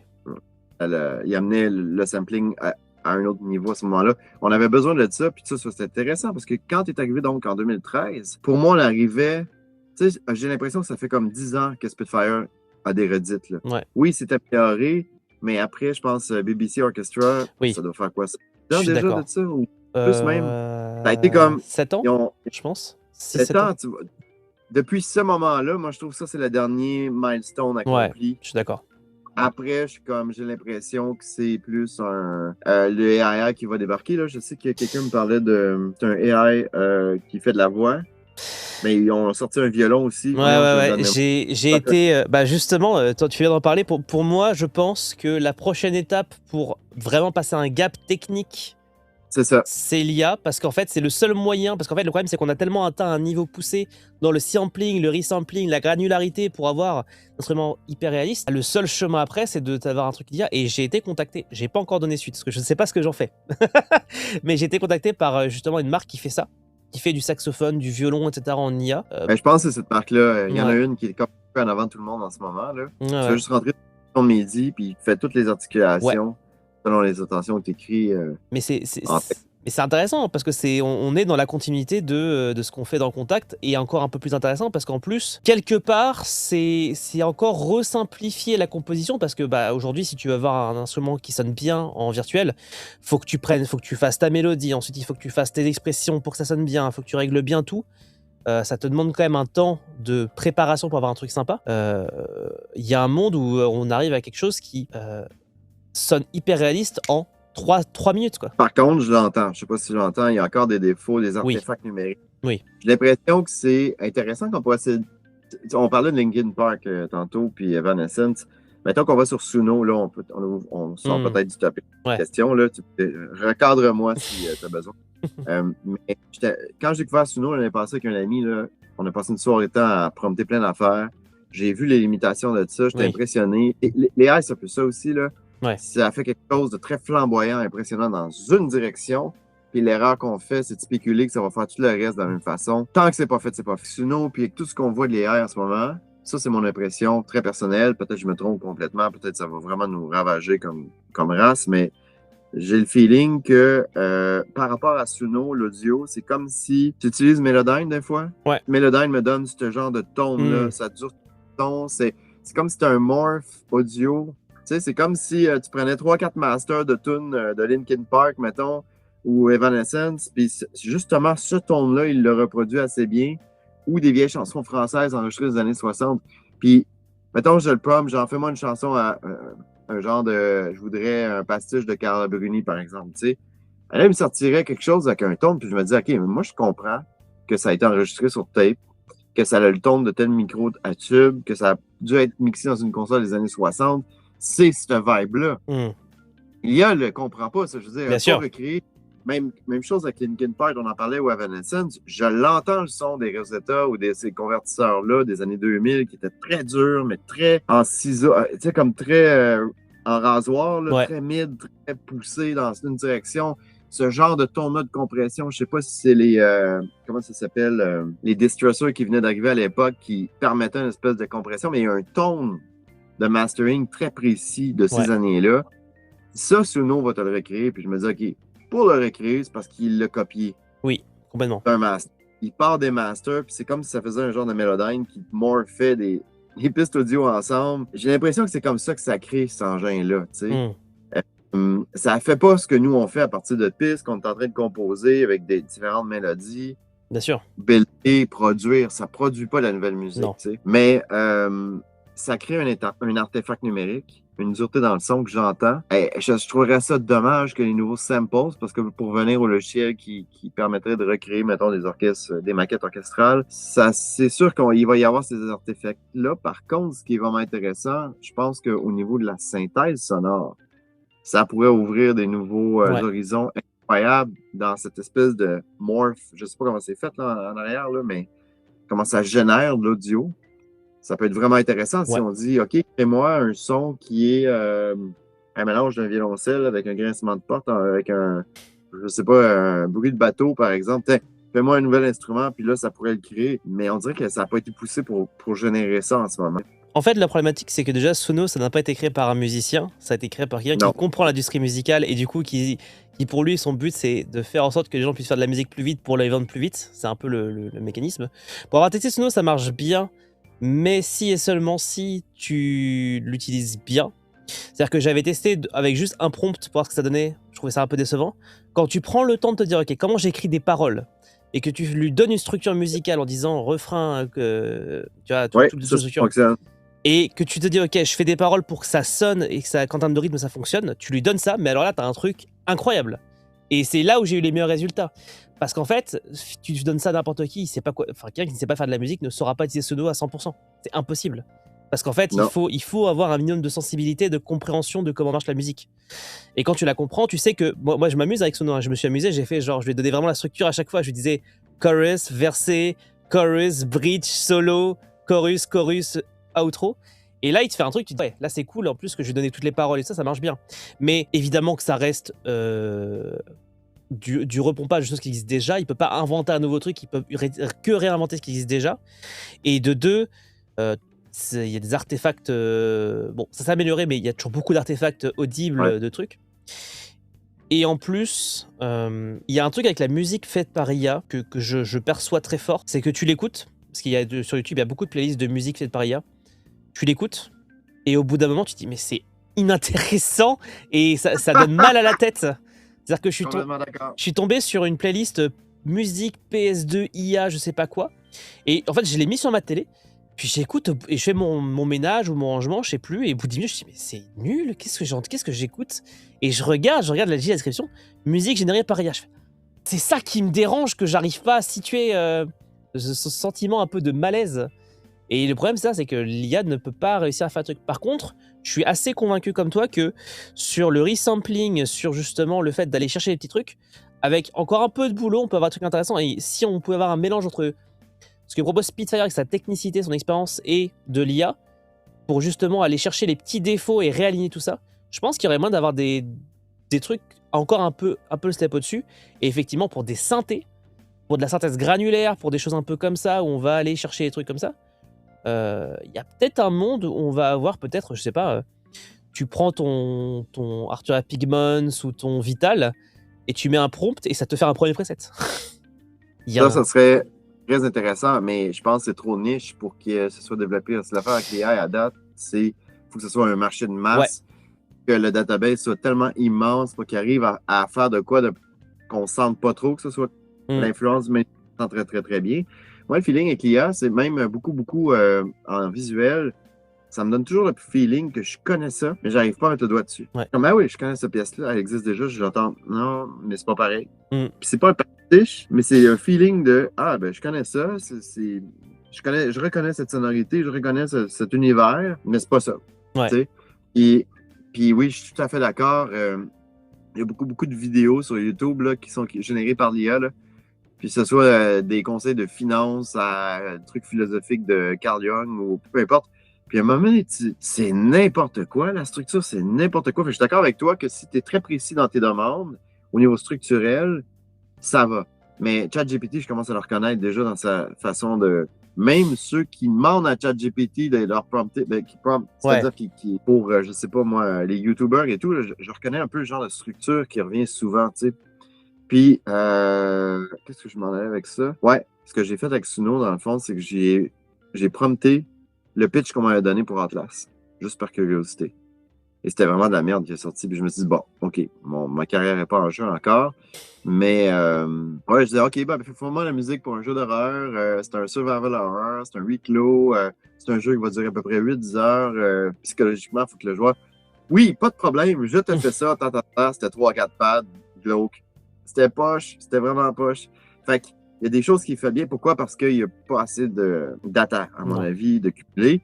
Même chose avec si je lui demande de prompter quelque chose de symphonique à la Tchaïkovski ou Ravel, impossible. Ça marche pas du tout, du tout. Ou un score à la John Williams, sans le nommer, par exemple. Fais-moi un score qui pourrait servir symphonique, qui pourrait servir d'épopée fantaisiste de l'espace. Ça marche pas. Ouais. De toute façon, pour que l'IA fonctionne, moi je fais souvent la comparaison, c'est un peu comme un stagiaire ou un assistant. Si tu lui donnes aucune instruction, tu dis débrouille-toi, ça peut pas marcher. En fait, il faut vraiment lui donner un cadre hyper précis, il faut lui donner beaucoup de choses pour que ça fonctionne. Et là, effectivement, ça marche bien. Mais le problème, c'est que je vois souvent les gens qui utilisent ChatGPT par exemple. En fait, ils font une demande comme ça, quasiment sans aucun contexte. Ça ne peut pas marcher, en fait, c'est pas possible. Et sur la partie un peu musique à l'image, autant la musique pop, je me dis, il y a un monde où on va avoir des premiers artistes pop qui vont faire leur musique par IA et qui vont chanter par-dessus, parce que c'est tellement hyper codifié, c'est tellement hyper codé que c'est pas étonnant. Autant en musique à l'image et jeux vidéo, je pense qu'il y a assez peu de chances, parce qu'en fait, il faut toujours... En fait, tu demandes une musique à une IA, il t'en propose une, tu peux pas lui dire enlève ce violon et mets un saxophone et baisse le volume. Il va te régénérer un truc depuis le début et il n'arrive pas encore à comprendre ça. Et de toute façon, quand il va te faire générer quelque chose, ça va toujours être hyper cliché. Ça va être le pastiche le plus gros possible de ce genre de musique pour ce genre d'œuvre, en fait. Tout à fait. Musique stock, c'est fini à mon avis. Ça va venir prendre ce marché. Je suis très d'accord. Les jeunes auteurs-compositeurs qui n'ont pas de budget puis qui veulent juste un bass track en arrière, ou des chanteurs de hip-hop, par exemple. Mais encore là, en hip-hop, c'est souvent dans sous-culture, ils ont une sensibilité, ils veulent de quoi de niche, ils veulent de quoi de... Donc, je suis pas prêt à... Je sais pas, j'ai l'impression que... Tu t'as dit quelque chose de très intéressant tantôt, Suno n'a pas été développé par un musicien. Ouais. Et je pense que, si on step back un peu de notre époque, c'est une époque principalement technologique. J'avais lu à un moment donné où j'avais vu une interview de quelqu'un qui parlait de, mettons, Haydn, compositeur incroyable, britannique, mais qui est dans la mauvaise époque, qui est une époque plus scientifique, où est-ce que les héros de cette époque-là, à ce moment-là, ne sont pas les musiciens ou les artistes. Là, c'est l'avènement du vaccin, c'est la science, c'est la médecine moderne, et tous ces gens-là sont 50 ans après, Beethoven débarque, et là, il arrive dans une époque plus artistique, et lui est monsieur le dieu sur Terre, parce que là, tous les rois, on est dans une époque vraiment où est-ce que l'art est poussé. Puis je regarde en ce moment qui ont l'argent, et c'est tous des technocrates. Ce sont des gens qui ne sont pas artistes, qui auraient voulu être un artiste. Ils vont se créer les outils pour leur permettre de devenir artistes. Mais pour les gens qui sont artistes en ce moment, même si on est peut-être un peu plus dans l'ombre, on n'est pas de notre temps, à ce moment-là, on n'a pas besoin de ces outils-là. J'ai un audio directeur qui était plus programmeur, qui était débarqué ici, puis ça faisait 1 an et demi, 2 ans de ça. J'étais avec un de mes amis compositeurs. C'est notre agent commun qui voulait nous présenter. Puis lui, il arrivait justement avec tous ses agents AI, puis il nous expliquait un peu comment il fonctionnait son workflow. Puis il nous disait, hey, regarde, Samuel, c'est génial, parce que là, tu as juste à composer ton thème, il va te faire plein de variations de thème. Fait que pour un jeu vidéo, par exemple, si tu as 300 minutes de musique de jeu, tu fais le 5 minutes, puis après ça, j'ai comme, il va faire ce que moi j'aime le plus faire dans la vie. Je vais déléguer tout le reste. Inventez-moi un AI qui fait mon lavage, ma vaisselle. Je vais faire de la musique. Parce que trouver ces mélodies-là, créer ces arrangements-là, puis ces univers musicaux-là, c'est ce que j'aime le plus faire dans la vie. Je ne veux pas le déléguer à un AI. Non. Donc, lui, il n'était pas compositeur visiblement, et c'était une... Je ne cherche pas à être plus efficace. Je cherche le 5 minutes de magie qui va faire en sorte que ça va me donner l'énergie durant cette journée-là, puis idéalement, peut-être en donner à l'auditoire ou faire vivre une expérience à quelqu'un comme moi je l'ai vécu quand je l'ai trouvé. Je cherche pas un AI qui va me le trouver à ma place. Fait que je pense que quand il va y arriver un point où est-ce que je crois que les plus jeunes vont utiliser beaucoup les AI, qu'on va être saturé des AI, d'art AI, si je peux le dire ainsi. Et à un moment donné, il y a un artiste champ gauche qui va débarquer avec une idée et massivement, les gens vont reconnaître le pouvoir de l'art. Ça risque d'arriver avec une espèce de changement d'air, d'époque. Et on va balayer. Tu sais, avant, je pense, les Beatles, il y avait eu un 15-20 ans de musique un peu plus merdique.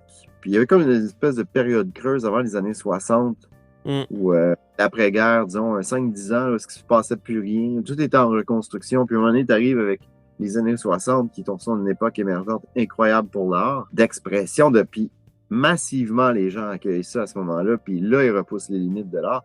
Ça, j'y crois. Ouais. J'ai l'impression qu'il va y avoir un grand retour à ce qui est vrai, ce qui est brut, ce que j'expliquais tantôt un peu, on le voit avec la Gen Z, là, le retour du vinyle, le retour de la poterie, le retour de la perfection dans tout. Et Suno, je pense pas qu'il va pouvoir recréer quelque chose de nouveau, senti pour les besoins de l'humanité dans l'époque qui viendra, pour inspirer les gens. Je pense que c'est ça le rôle de l'art. Tu sais. Carrément. Moi, j'ai commencé à utiliser l'IA. Et là, mon prochain objectif, c'est de lui faire le tri de mes mails. Parce que ça, c'est un enfer. Et ça me. Ça, c'est une parfaite utilisation efficace. Voilà. En fait, moi mon but dans l'utilisation de l'IA, c'est qu'elle me débarrasse de tout ce que je déteste faire. Et de me faire me focaliser sur ce que je préfère faire. Ça, c'est la meilleure utilisation. Je pense que ça a été créé, c'est justement par les technocrates, ce sont des optimisateurs. Ouais. D'être. Ils vont rendre tout efficient. C'est pour ça qu'ils ont créé l'IA, parce que ce truc-là peut, pour ne pas dire cette entité-là, peut permettre de l'efficience au maximum. Mais créer de l'art, c'est pas une question d'optimisation. Tu sais, à un moment donné, j'ai failli répondre, genre, Suno vous permet de créer de façon extrêmement rapide une nouvelle je l'ai vu.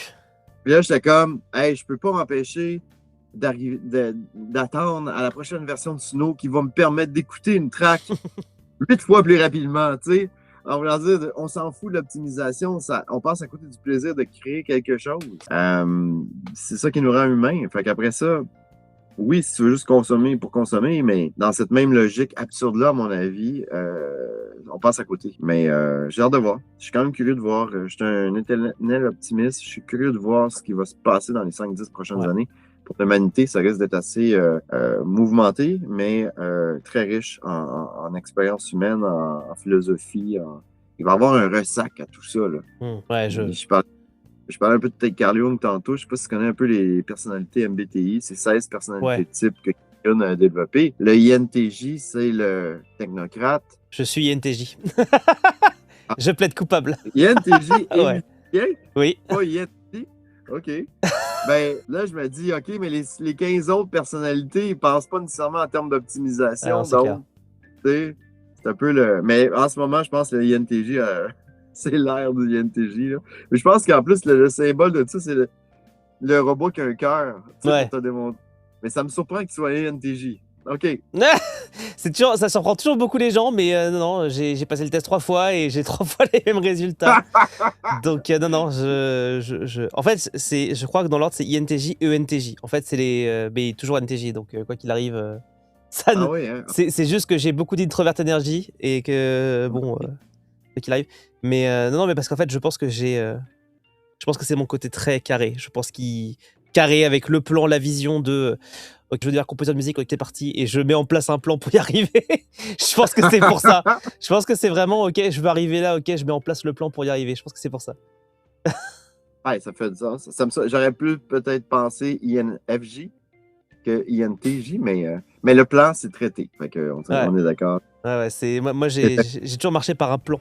J'avais toujours quand j'ai voulu faire de la musique de jeux vidéo, j'avais le plan pour y arriver et je n'avais absolument aucun doute sur le fait que j'allais y arriver. C'est intéressant. Puis ça a fonctionné pour toi? Ouais. Moi, tu vois, c'est l'inverse. À chaque fois que j'essaie de faire un plan, ça ne fonctionnait pas. Puis comment je suis arrivé? C'est en survivant au plan qui ne fonctionnait pas, en m'adaptant, puis en le faisant, en le surfant, cette affaire-là, cette expérience-là, que j'arrivais à une solution, tu sais. Ouais. Quand je te parle vraiment en place, ça donnait en place parce que les deux, on s'est pitché, on avait un bon instinct, mais on savait pas. On avait l'instinct, on savait ce qu'on voulait arriver comme expérience émotionnelle, mais on n'avait pas le plan de dire, OK, bon, on va faire le système musical dans Wise ou dans le logiciel d'intégration, puis ça va fonctionner comme ça. Ça n'a jamais marché dans ma vie. Ouais.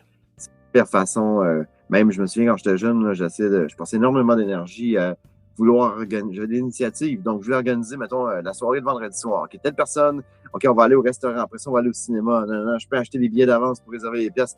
À chaque fois, je me plantais, les gens arrivaient en retard. À chaque fois, j'essayais d'établir un plan où moi, mon prévu, ça marchait jamais, jamais, jamais. Puis j'étais comme bon. Ah bah. OK, je vais pitcher un spaghette sur le mur, on va voir ce qui va coller. Puis c'est ma meilleure approche. Ah bah. Moi. Ah bah bien sûr, mais moi j'avoue que moi je suis un être ambivalent. J'ai un côté très organisé où genre là par exemple on va partir en vacances, c'est moi qui me suis occupé de tout. J'ai tout préparé, j'ai pris les hôtels, tout est prêt, y a aucun problème, aucun problème ne se passera, tout a été anticipé.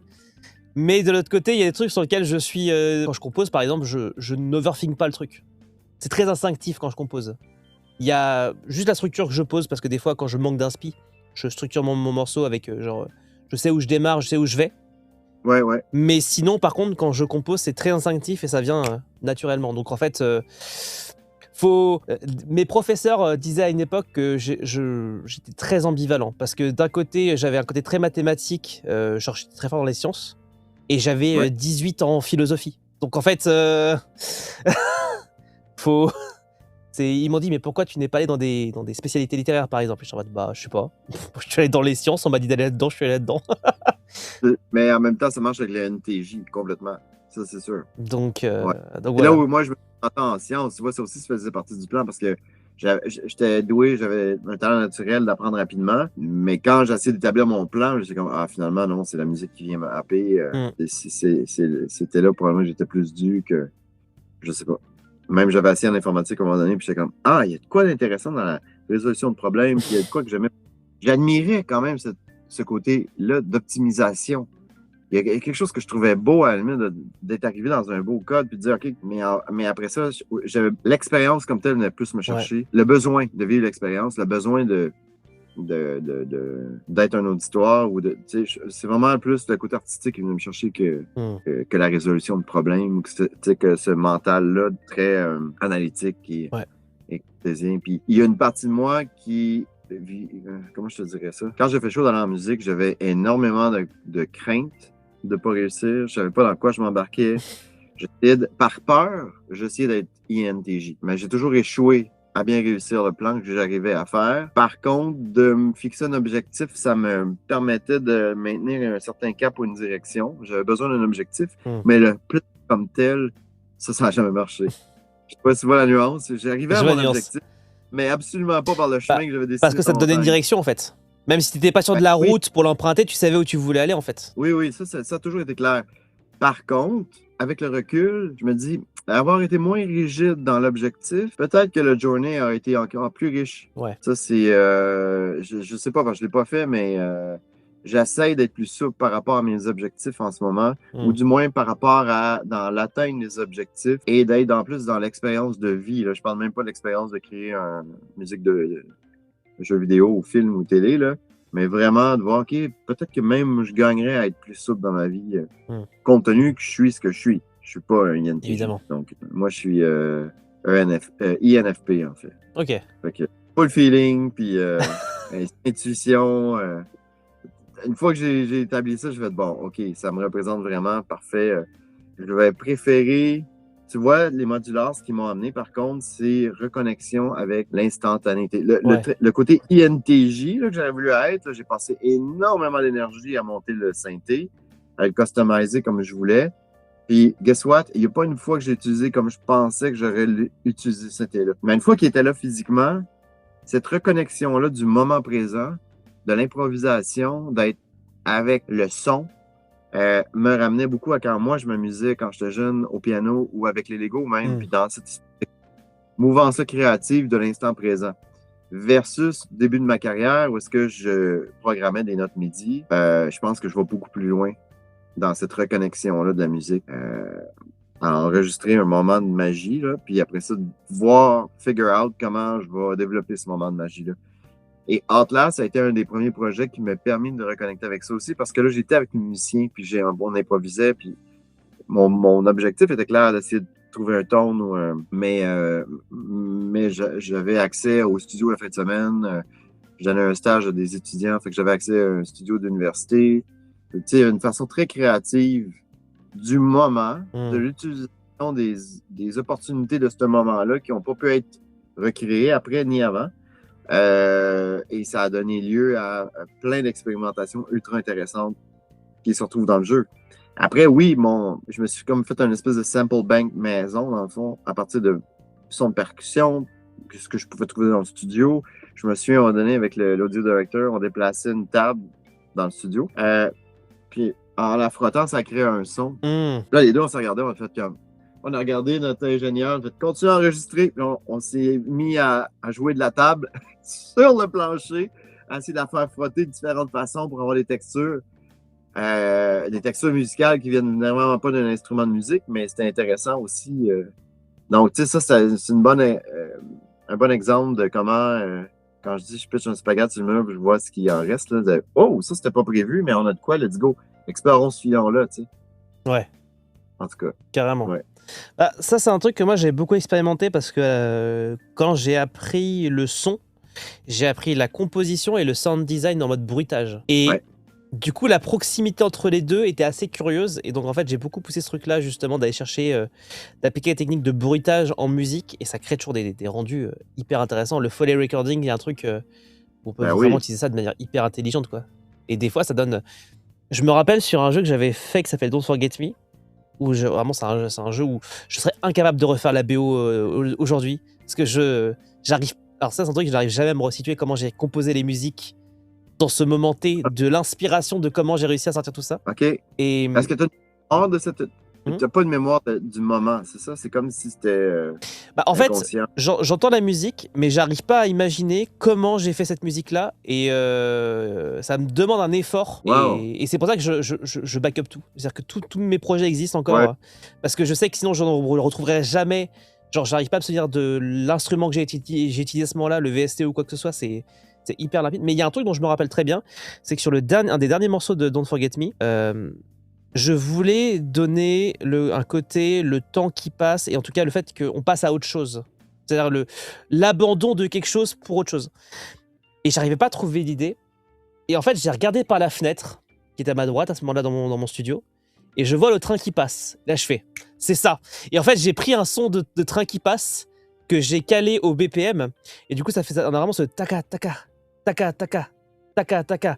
Et en fait, le train disparaît. Et j'ai fait, mais en fait, c'est ça. C'est exactement ce que je voulais pour avoir ce truc de tu laisses passer quelque chose, tu pars du point A au point B. Et parce que j'avais mes banques de sound design qui étaient là, que j'ai pu réutiliser. Et il y a eu plein de trucs comme ça où c'est pareil sur un concept de musique. J'avais fait aussi un répondeur que j'avais utilisé, synchronisé au BPM pour avoir un truc. Genre la ligne à laquelle tu réponds jamais en fait. Et ça, c'est intéressant.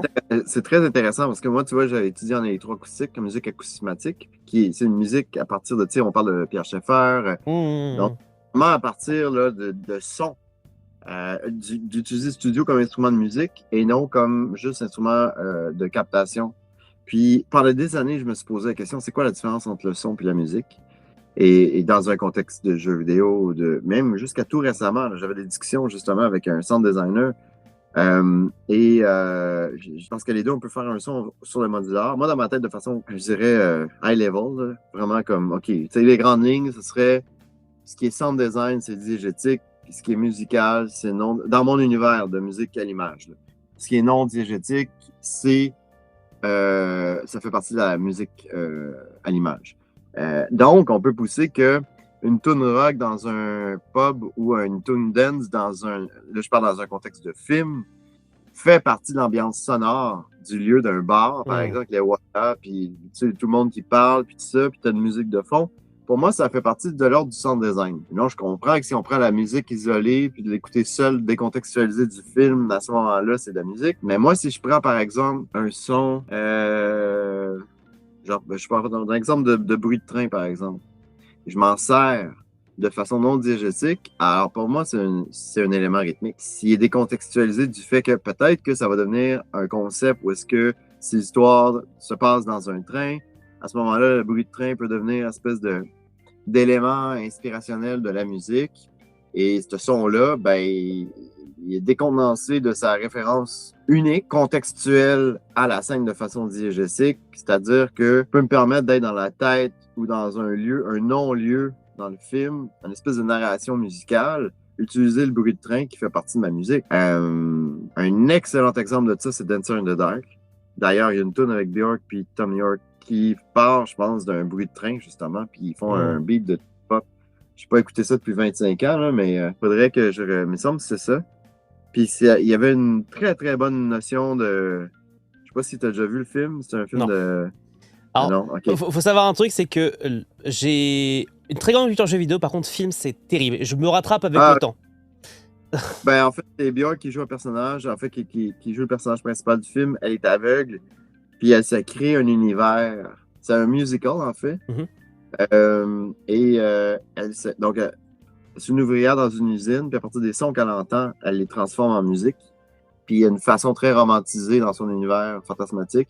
Puis on passe d'un univers à l'autre. Donc, tu es dans le réel avec elle, très drabe. C'est un drame ultra sombre.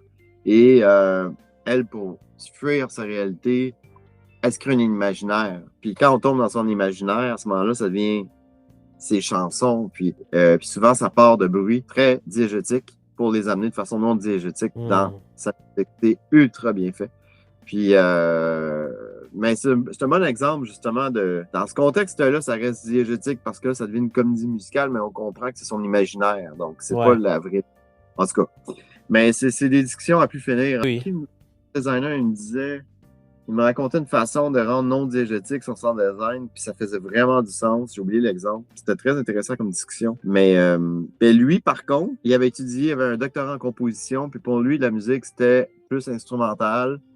Puis le sound design, c'était vraiment foley, très tout ça. J'étais comme, ah non, pas pour moi, là. Je veux dire, j'adore la musique électronique, puis je viens du monde acousmatique.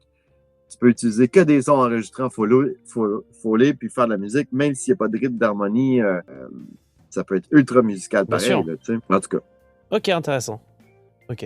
Bon, on a quand même parlé pas mal de techniques et j'ai envie de te poser une question parce que du coup, on a parlé que tu faisais quand même beaucoup de choses, jeux vidéo, films, je crois que tu fais aussi de la pub si j'ai pas de bêtises. Attends, donne-moi une petite seconde. Un peu. Vas-y. Yes, excuse-moi. Bon. T'inquiète. Ouais. Du coup, on a beaucoup parlé du fait que tu faisais beaucoup de trucs, donc jeux vidéo, tu fais de l'audiovisuel, tu fais des films, etc. Aujourd'hui, en 2026, c'est quoi aujourd'hui qui t'embauche le plus? Qu'est-ce qui te rémunère le plus? C'est le jeu vidéo, c'est le film, c'est un peu de tout finalement? C'est quoi un peu aujourd'hui ta réalité? C'est télévision québécoise. En ce moment, ma réalité, je suis sur 4 séries, puis j'ai un jeu vidéo indie aussi. D'accord. On achève, on est dessus depuis 1 an et demi à peu près. Fait que j'ai 1 ou 2 jeux vidéo indie. Je suis sur 1 ou 2 jeux vidéo indie à peu près tout le temps. Du tout petit jeu à quelque chose de un peu plus grand. Le dernier gros jeu que j'ai fait, j'ai participé, on était plusieurs compositeurs là-dessus, mais c'était Gotham Knights. Ouais. Il y a un jeu vidéo, Revenge de Savage Planet, qui est sorti l'année passée. C'est un jeu indie. À peu près du scope à Outlast, mais plus aventure, action, c'est third person. C'est pas du tout la même expérience qu'Outlast. Mais plus comme Outlast dans le sens, plus comme Red Barrel. C'est une petite compagnie qui a 20, 30, 40 personnes à peu près comme employés. Donc, je communique directement avec l'audio director. Il n'y a pas de palier de music supervisor, audio director. Je vole à tout le monde. Fait que je trouve que c'est un peu plus une expérience proche de ce que je vois en cinéma puis en télé. Je travaille avec des plus petites équipes. Je vais parler directement au DOP ou les réalisateurs, ou la monteuse. Mais en ce moment, oui. En ce moment-là, je suis sur des séries télé. Principalement, je retourne en jeux vidéo. Après ça, j'ai des films prévus pour la fin de l'année. Ouais, c'est pas mal ce qui m'occupe. Ok, intéressant. Et aujourd'hui, sur les projets sur lesquels tu bosses, c'est essentiellement des gens avec qui tu travaillais déjà ou il y a quand même pas mal de nouveaux clients, nouvelles personnes, etc.? Essentiellement des gens avec qui j'ai travaillé. Ok. Ouais. Même principalement depuis 1 an et demi, il y a des gens qui me rappellent depuis, je n'avais pas travaillé avec eux depuis 10-15 ans. J'avais pas eu de nouvelles, puis ils m'ont rappelé. Donc, je sais pas si c'est un année concept comme ça, là. Mais par contre, les films qui sont à venir, c'est les gens que j'ai croisés au Festival Fantasia, qui est un festival de musique, de films de genre. Ok. ici à Montréal. Puis c'était intéressant. Danny Elfman était venu, il avait gagné un prix cette année. C'est très cool de l'avoir comme invité. En fait, là, Carrément. on a vu une conférence. Sinon, c'est ça, c'est des nouveaux réalisateurs. Mais j'ai hâte de voir si ça va se faire. Ils sont en financement en ce moment, on verra là, l'étendue du projet. Mais principalement, c'est des gens avec qui j'ai déjà travaillé. Ouais. Ok, intéressant. Parce que justement, je trouve toujours ça intéressant de voir justement dans les compositeurs s'ils ont une base de clients qui est toujours un peu la même, entre guillemets, et qui Oui. tourne. Ou est-ce que, par exemple, moi je sais que je suis un peu de cette team-là, je vais aussi au contact pas mal des développeurs de jeux pour justement créer des opportunités et bosser sur des nouveaux projets. Ce qui fait que là, par exemple, là sur cette année, je bosse sur 3 projets de jeux, j'en ai 2. C'est parce que j'ai discuté avec ces gens-là et c'est des gens avec qui j'ai jamais bossé, etc. Donc c'est toujours Ah hyper ouais. intéressant. Donc, Ben, mais ben oui, ben, je pense qu'il faut continuellement faire des nouveaux contacts. ouais. Il arrive un point où est-ce que, oui, c'est ça, on a comme 12 ans de différence. Tu as dit que tu avais 33? Ouais. Ouais, on a 13 ans de différence. À ton âge, je continuais encore énormément à développer. Je te dirais que depuis 5-10 ans, là, il y a eu comme une espèce Hmm. j'ai comme senti le retour Ouais. de toutes ces années de développement-là. Euh, Puis, en fait, aussi, il y a une grosse sélection. Là. Au début, j'étais plus, je disais des coups de 12, là, mais en fait, c'était plus large. Comme, tu sais, j'essayais de tout. Je voulais rencontrer tout type de personnes, tout type de clients. Là, une fois que j'ai comme trouvé mes familles de Ouais. clients, on Hmm. travaille ensemble, puis on aborde des projets un peu plus comme, OK, on a essayé ça le dernier projet, qu'est-ce qu'on peut essayer de nouveau pour le prochain? Ouais. C'est complètement différent que de dire, hey, bonjour, oui, je peux vous fournir la musique pour votre projet. Ça n'a rien à voir, tu Non, sais. ouais. C'est plus, on a un historique de projets ensemble cumulé, d'expérience, de compréhension l'un des l'autre aussi. Marie-Claude, une réalisatrice avec qui je travaille depuis 17 ans bientôt, elle a juste été assise à côté, puis son gestuelle me dit si elle aime ou pas le cue. Je sais qu'elle aime pas les snares. Je sais qu'elle a de la difficulté avec les hautes fréquences un peu trop présentes. Hmm. On se connaît tellement. Et d'un autre côté aussi, elle sait mes forces, mes faiblesses. Puis elle peut me challenger aussi. Elle peut dire, OK, regarde, on a fait beaucoup de piano dans les derniers projets, pas de piano cette fois-ci. Ah, OK, on essaie ça. Mais il y a une confiance de collaboration établie. J'ai pas rien à éprouver. Hmm. On est là pour créer ensemble puis pousser plus loin, faire de quoi qui est vraiment, encore une fois, essayer de trouver le petit moment magique. Comment on arrive là? Comment qu'on arrive à créer une scène qui va nous bouleverser ou qui va nous faire voyager, ou qui va nous apporter de quoi de nouveau, une nouvelle compréhension de la vie. Ou, comme je disais aussi au début de l'interview, mon fun, c'est d'essayer de jouer avec les références qu'on serait habitué, qu'on s'attendrait à avoir sur tel type de scène, puis essayer de voir comment je peux pousser un peu le langage de musique à l'image, tu sais, en soi. Ok, intéressant. Je m'attends pas à révolutionner le monde de la musique, mais si je peux amener de quoi de nouveau dans le monde de la musique à l'image, Hmm. par questionner sur ces références-là habituelles, ça, j'adore ça. Ok, intéressant. Mm. Et aujourd'hui, est-ce que tu penses parce que là, ça fait quand même un petit moment du coup que tu gravites dans la partie musique à l'image, est-ce que tu trouves que le marché de l'audio, musique, etc., c'est bouché, selon toi? Ah, l'industrie de la musique? Ouais. Dans la musique à l'image. Juste musique à l'image, on va se focaliser sur la musique à l'image. Ah, bouché, non, mon Dieu. J'ai l'impression que c'est complètement ouvert. C'est Ouais. démocratisé.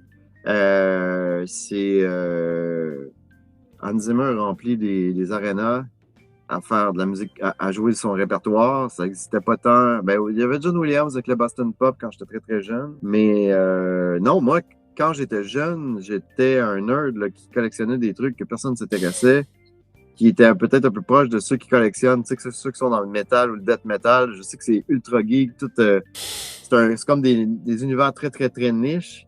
J'avais l'impression que j'étais un peu ça, tu sais, collectionneur très niche. Là, maintenant, j'ai l'impression que mes neveux écoutent la musique à l'image parce qu'ils baignent là-dedans, puis c'est beaucoup plus démocratisé. Et aussi, techniquement, beaucoup plus démocratisé. Tu as un laptop maintenant, parfait, tu peux faire la musique de film. Avant, c'était quand même compliqué, juste synchroniser le visuel. Là. Bien sûr. Techniquement, je parle des années 90, c'était pas Quand moi j'ai commencé, ça me prenait des interfaces qui me permettaient de numériser, mais même avant la numérisation, c'était la synchro. Puis après ça, il y a eu la numérisation des... je recevais les premiers épisodes en VHS, mais il fallait que je numérise ça. Tu numérisais ça comment? Après ça, il y a eu les mini-DV. Les premières fois que j'ai eu des DVD, déjà numérisés, c'était comme, ah bon, enfin, yes! Ça faisait déjà 1 an ou 2 que je travaillais dans le domaine, mais au tout début, c'est moi qui numérisais mes épisodes. Là. Donc, maintenant, on reçoit un QuickTime. Voilà, c'est fait. MP4. That's it. Ok. C'est facile. Tous les logiciels presque peuvent ouvrir un fichier vidéo. L'art de faire de la musique aussi sur un laptop est beaucoup plus démocratisé. Complètement. Je pose la question parce que je sais que parfois, tu sais, les nouveaux compositeurs, quand ils arrivent sur le marché, ou tu sais, il y a toujours une petite appréhension quand tu arrives sur le marché en te disant est-ce que j'ai trouvé des opportunités, est-ce que le marché n'est pas bouché, etc. Et donc souvent, je pose la question parce que moi, de mon point de vue, il n'est pas bouché. Juste, il y a beaucoup de gens qui veulent travailler dedans, mais en fait, tu as tellement de gens qui sont aussi des amateurs, qui n'ont pas forcément un peu la motivation, tu vois, de mettre l'énergie, de faire les actions, etc. Donc, c'est toujours intéressant de Non, demander aux autres, quoi. beaucoup plus démocratisé, mais qui dit beaucoup plus démocratisé, à ce moment-là, dit qu'il y a beaucoup plus de personnes intéressées aussi par ça, par faire ce métier-là. Ouais.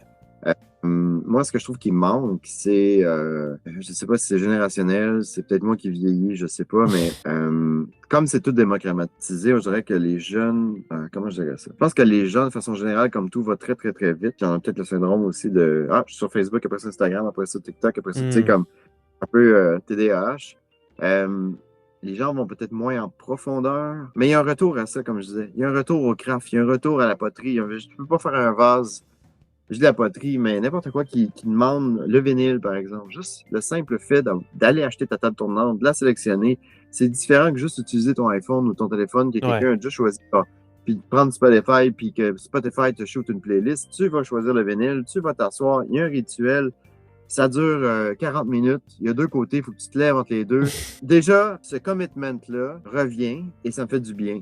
Et je disais l'exemple de la poterie parce que je pense qu'il va y avoir à un moment donné un retour au vrai, au show live. Bon, pour faire un show live, il faut que tu pratiques, il faut que tu organises des événements, il faut que les gens se déplacent. Et je sens qu'il y a eu comme eu depuis 10-15 ans un manque de commitment, de savoir composer, d'approfondir son art, de trouver sa voix, parce que tout est démocratisé, parce que tout le monde a accès au Spitfire craqué maintenant, tout le monde sonne pareil, puis tout le monde veut sonner comme Zimmer, ben, là, à un moment donné, ça va être saturé. Puis à un moment donné, White Lotus débarque avec un nouveau son. Oh, c'est tombé intéressant. Comment il a fait ça? Le nombre de fois qu'on me demande, c'est quoi les banques de sons que tu as utilisées pour Atlas? Je les ai enregistrées. Tu le trouveras pas. Je l'ai fait le travail de créer cette affaire-là, tu sais. Puis je pense que c'est cette notion-là que les jeunes ont peut-être moins parce que tout est tellement facile d'accès qu'ils n'ont pas à se poser la question comment ça se fait, parce qu'ils pensent que c'est juste en prenant des trucs, tu sais, un peu comme quand tu parlais d'échantillonnage tantôt, là, dans les années 80. Là, il y a eu après ça des lawsuits, puis des poursuites judiciaires. Là, puis là, dans les années 2000, assis-toi, puis là, il faut que tu produces. Là. Puis après ça, on a tous ces outils-là et ces plugins-là dans cette abondance-là de possibilités, mais le manque de restrictions fait en sorte qu'on ne va pas plus loin, on n'approfondit pas plus c'est ça. Ceux qui y arrivent puis qui l'approfondissent, ils se distinguent automatiquement. Puis souvent, ce sont ceux qui vont réussir à avoir de la job, qui vont trouver leur place parce qu'ils ont déjà établi leur voix dans la musique à l'image. Puis surtout dans ce domaine-là, je trouve que c'est facile de juste faire des pastiches de ce qui existe déjà, parce qu'on est dans l'ombre, parce qu'on n'a pas à se soucier de porter une voix comme artiste. Je pense que c'est ultra important comme compositeur. Je viens à l'époque, moi, j'allais dans le cinéma, puis mon fun, c'était d'essayer de trouver c'était qui compositeur dans les opening credits avant que le nom débarque. Ne serait-ce que par la signature musicien, de l'arrangement, de la composition. J'ai jamais entendu cette mélodie-là de ma vie, mais je sais que c'est John Williams, c'est pas Hans Zimmer, ou c'est pas Danny Elfman, ou c'est pas James Newton Howard, parce que je reconnais le style, tu sais. Et ça s'est perdu avec le temps, et à cause de cette démocratisation-là technique, et démocratisation ou de l'intérêt sur l'art aussi, et c'est dommage. Mais c'est ça qui, je pense, il y a un retour à ça, il y a un retour à cette essence-là, à la quête de l'essence, et non de juste avoir le plaisir de créer la musique à l'image. Je sais pas si ça fait du sens ce que je dis, mais... Ça fait du sens, ça fait du sens. Fait un marché ouvert, démocratisé, mais peut-être plus difficile d'accès parce que les gens vont pas autant en profondeur trouver leur propre voix qui va leur permettre de se distinguer. Alors que dans un marché plus fermé, t'as pas le choix d'avoir ta voix. Ouais, ok. Si tu devais donner un conseil au Samuel, justement, qui se lançait dans la musique à l'image ou ça, tu lui dirais quoi? Va un peu plus go with the flow. Un peu comme je disais tantôt. Sois moins rigide par rapport à ton objectif. Parce que ton objectif, je m'étais créé des objectifs. C'est un objectif financier qui est niaiseux, mais en même temps, il y a un compositeur ici qui avait réussi à avoir une série télé qui allait être vendue en Europe partout, puis ça a été un succès. Lui, il s'était acheté une maison avec ses droits d'auteur. J'étais comme, oh wow, je veux réussir ça dans ma vie, tu sais. Puis je m'étais abstenu de faire du jeu vidéo dans ma début vingtaine parce qu'il n'y avait pas de royalties là-dessus. Parce que c'était des buyouts, parce que bon. Puis finalement, avoir été moins rigide, j'aurais fait peut-être du jeu vidéo avant. J'ai déjà reçu des royalties de Outlast qui venaient du jeu vidéo, alors que j'ai une série télé qui était vendue en Europe. Maintenant, c'est du streaming, il n'y a plus de droits d'auteur. Puis tout change continuellement, tu sais. Donc, d'essayer de trop prévoir et d'être trop rigide par rapport à ces objectifs-là, oui, garde la ligne directrice, Sam, mais sois ouvert parce que à ce moment-là, il y a plein d'opportunités qui vont arriver que tu vas peut-être juste pas voir à cause de ces erreurs-là sur l'objectif précis. Et soit plus dans l'expérimentation, soit plus dans le moment, soit plus là, si je me parle à moi jeune, mais je pense que c'est la nature humaine aussi. Je pense que quand tu es jeune aussi, tu penses que le monde est fait comme ça. Tu penses avec une énergie de jeune, puis les révolutions sont faites par les jeunes parce qu'ils pensent que le monde font comme ça. C'est quoi la vieille phrase? Le cœur est à gauche à 20 ans, puis la tête est à droite à 40 ans. En même temps, ça contredit ce que je suis en train d'expliquer, mais il y a une rigidité qui vient avec la jeunesse parce qu'on ne connaît pas la vie, parce qu'on connaît très peu, puis à partir de cette connaissance-là, on pense que c'est ça la vie. Mais il y a une énergie, une fougue de jeunesse qui nous permet aussi d'explorer que je me suis peut-être empêché, j'ai trop focusé dans une direction. J'ai trop aligné cette énergie-là dans une espèce de rigidité, alors que d'avoir exploré un peu plus, d'être ouvert à ce que la vie me permet, que m'apporte, aurait peut-être été plus riche comme expérience humaine. Ok, ça fait du sens. Mais ça, la foot de jeunesse, je confirme parce que moi, je sais que quand j'ai commencé, j'étais fou. Vraiment, je faisais beaucoup trop de trucs. Je faisais quasiment des camions tous les week-ends. Et aujourd'hui, j'ai pas envie. Franchement, je vais à l'essentiel. Hein. Franchement, je me suis beaucoup plus simplifié les choses. Et je pense que vraiment, quand on est jeune, on peut se permettre d'expérimenter beaucoup plus de choses parce qu'on a l'énergie, la motivation, etc. Je pense qu'en fait, il y a un peu des phases où au bout d'un moment, tu te dis « Oh, franchement, j'ai plus envie de dépenser autant d'énergie, même si ça amène rien. » Tu vois, les game jams, c'est un peu ça. Les game jams, j'en ai fait des centaines. Ça m'a amené 3 projets dans la finalité. C'était cool, hein. Mais avec le recul, qu'est-ce qu'il en reste de ces game jams-là? Bah, pas grand-chose, quoi. Mais c'était cool au début, pour me faire la main et tout ça. Mais aujourd'hui, si tu me demandes de faire une game jam, j'ai vraiment plus envie. J'ai perdu l'énergie là-dessus, quoi. Je comprends. Exactement, on se connaît plus en vieillissant. Puis, tu sais, c'est plate, mais la phrase qui revient souvent, c'est où tu travailles pas ou tu travailles pour 10. Mais la réalité derrière, c'est que quand tu commences à travailler et que tu es bon ou que tu réponds à la demande du client, ben, le mot se passe. Puis à ce moment-là, ben, c'est en travaillant que, comme je t'en donné, j'ai senti un retour naturel des gens qui venaient vers moi parce que la solution était plus dans, ça aussi, je dirais ça en conseil à Samuel qui commence, essaie de trouver les bons matchs des gens avec qui tu matches. Dans le go et the flow, il y a beaucoup de ça aussi. Arrête d'essayer de plaire à tout le monde puis d'essayer d'être plus performant. Il n'y a pas de médaille d'or à gagner en art. Il y a des connexions, des moments à créer, puis des matchs. Essaie de trouver ta famille, essaie de trouver les gens avec qui t'aimes créer, puis vous raisonnez sur la même longueur d'onde. Ça va te faire tellement moins chier. Ça va être tellement moins laborieux comme processus. Parce qu'en bout de ligne, j'ai choisi de faire ça dans la vie parce que, comme je disais, pour ces moments de magie-là, ben, si je travaille avec quelqu'un qui ne cherche pas la même magie, on va pas avoir du plaisir. Continuer en science tant que ça. Fait que ça m'a pris du temps à le saisir. Mais ça fait partie de l'expérience d'essayer des trucs, là.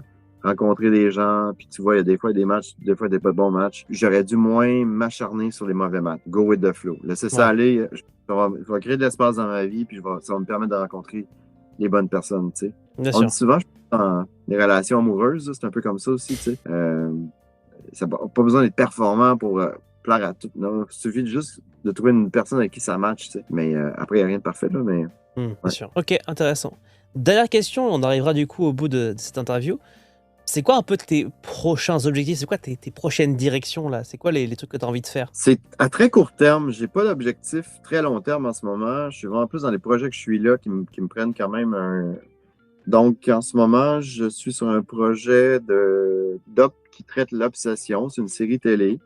C'est un genre de triangle amoureux que la tierce personne vient s'insérer dans le couple pour former c'est pas un trouble, mais c'est vraiment un genre de triangle amoureux avec l'obsession. Mais de l'obsession en genre quasiment vouloir devenir une des deux autres personnes puis de la personnifier. Fait que pour moi, ça ramène un peu ce que j'avais aimé dans Vertigo, par exemple. Si tu connais pas tant de cinéma, c'est Hitchcock.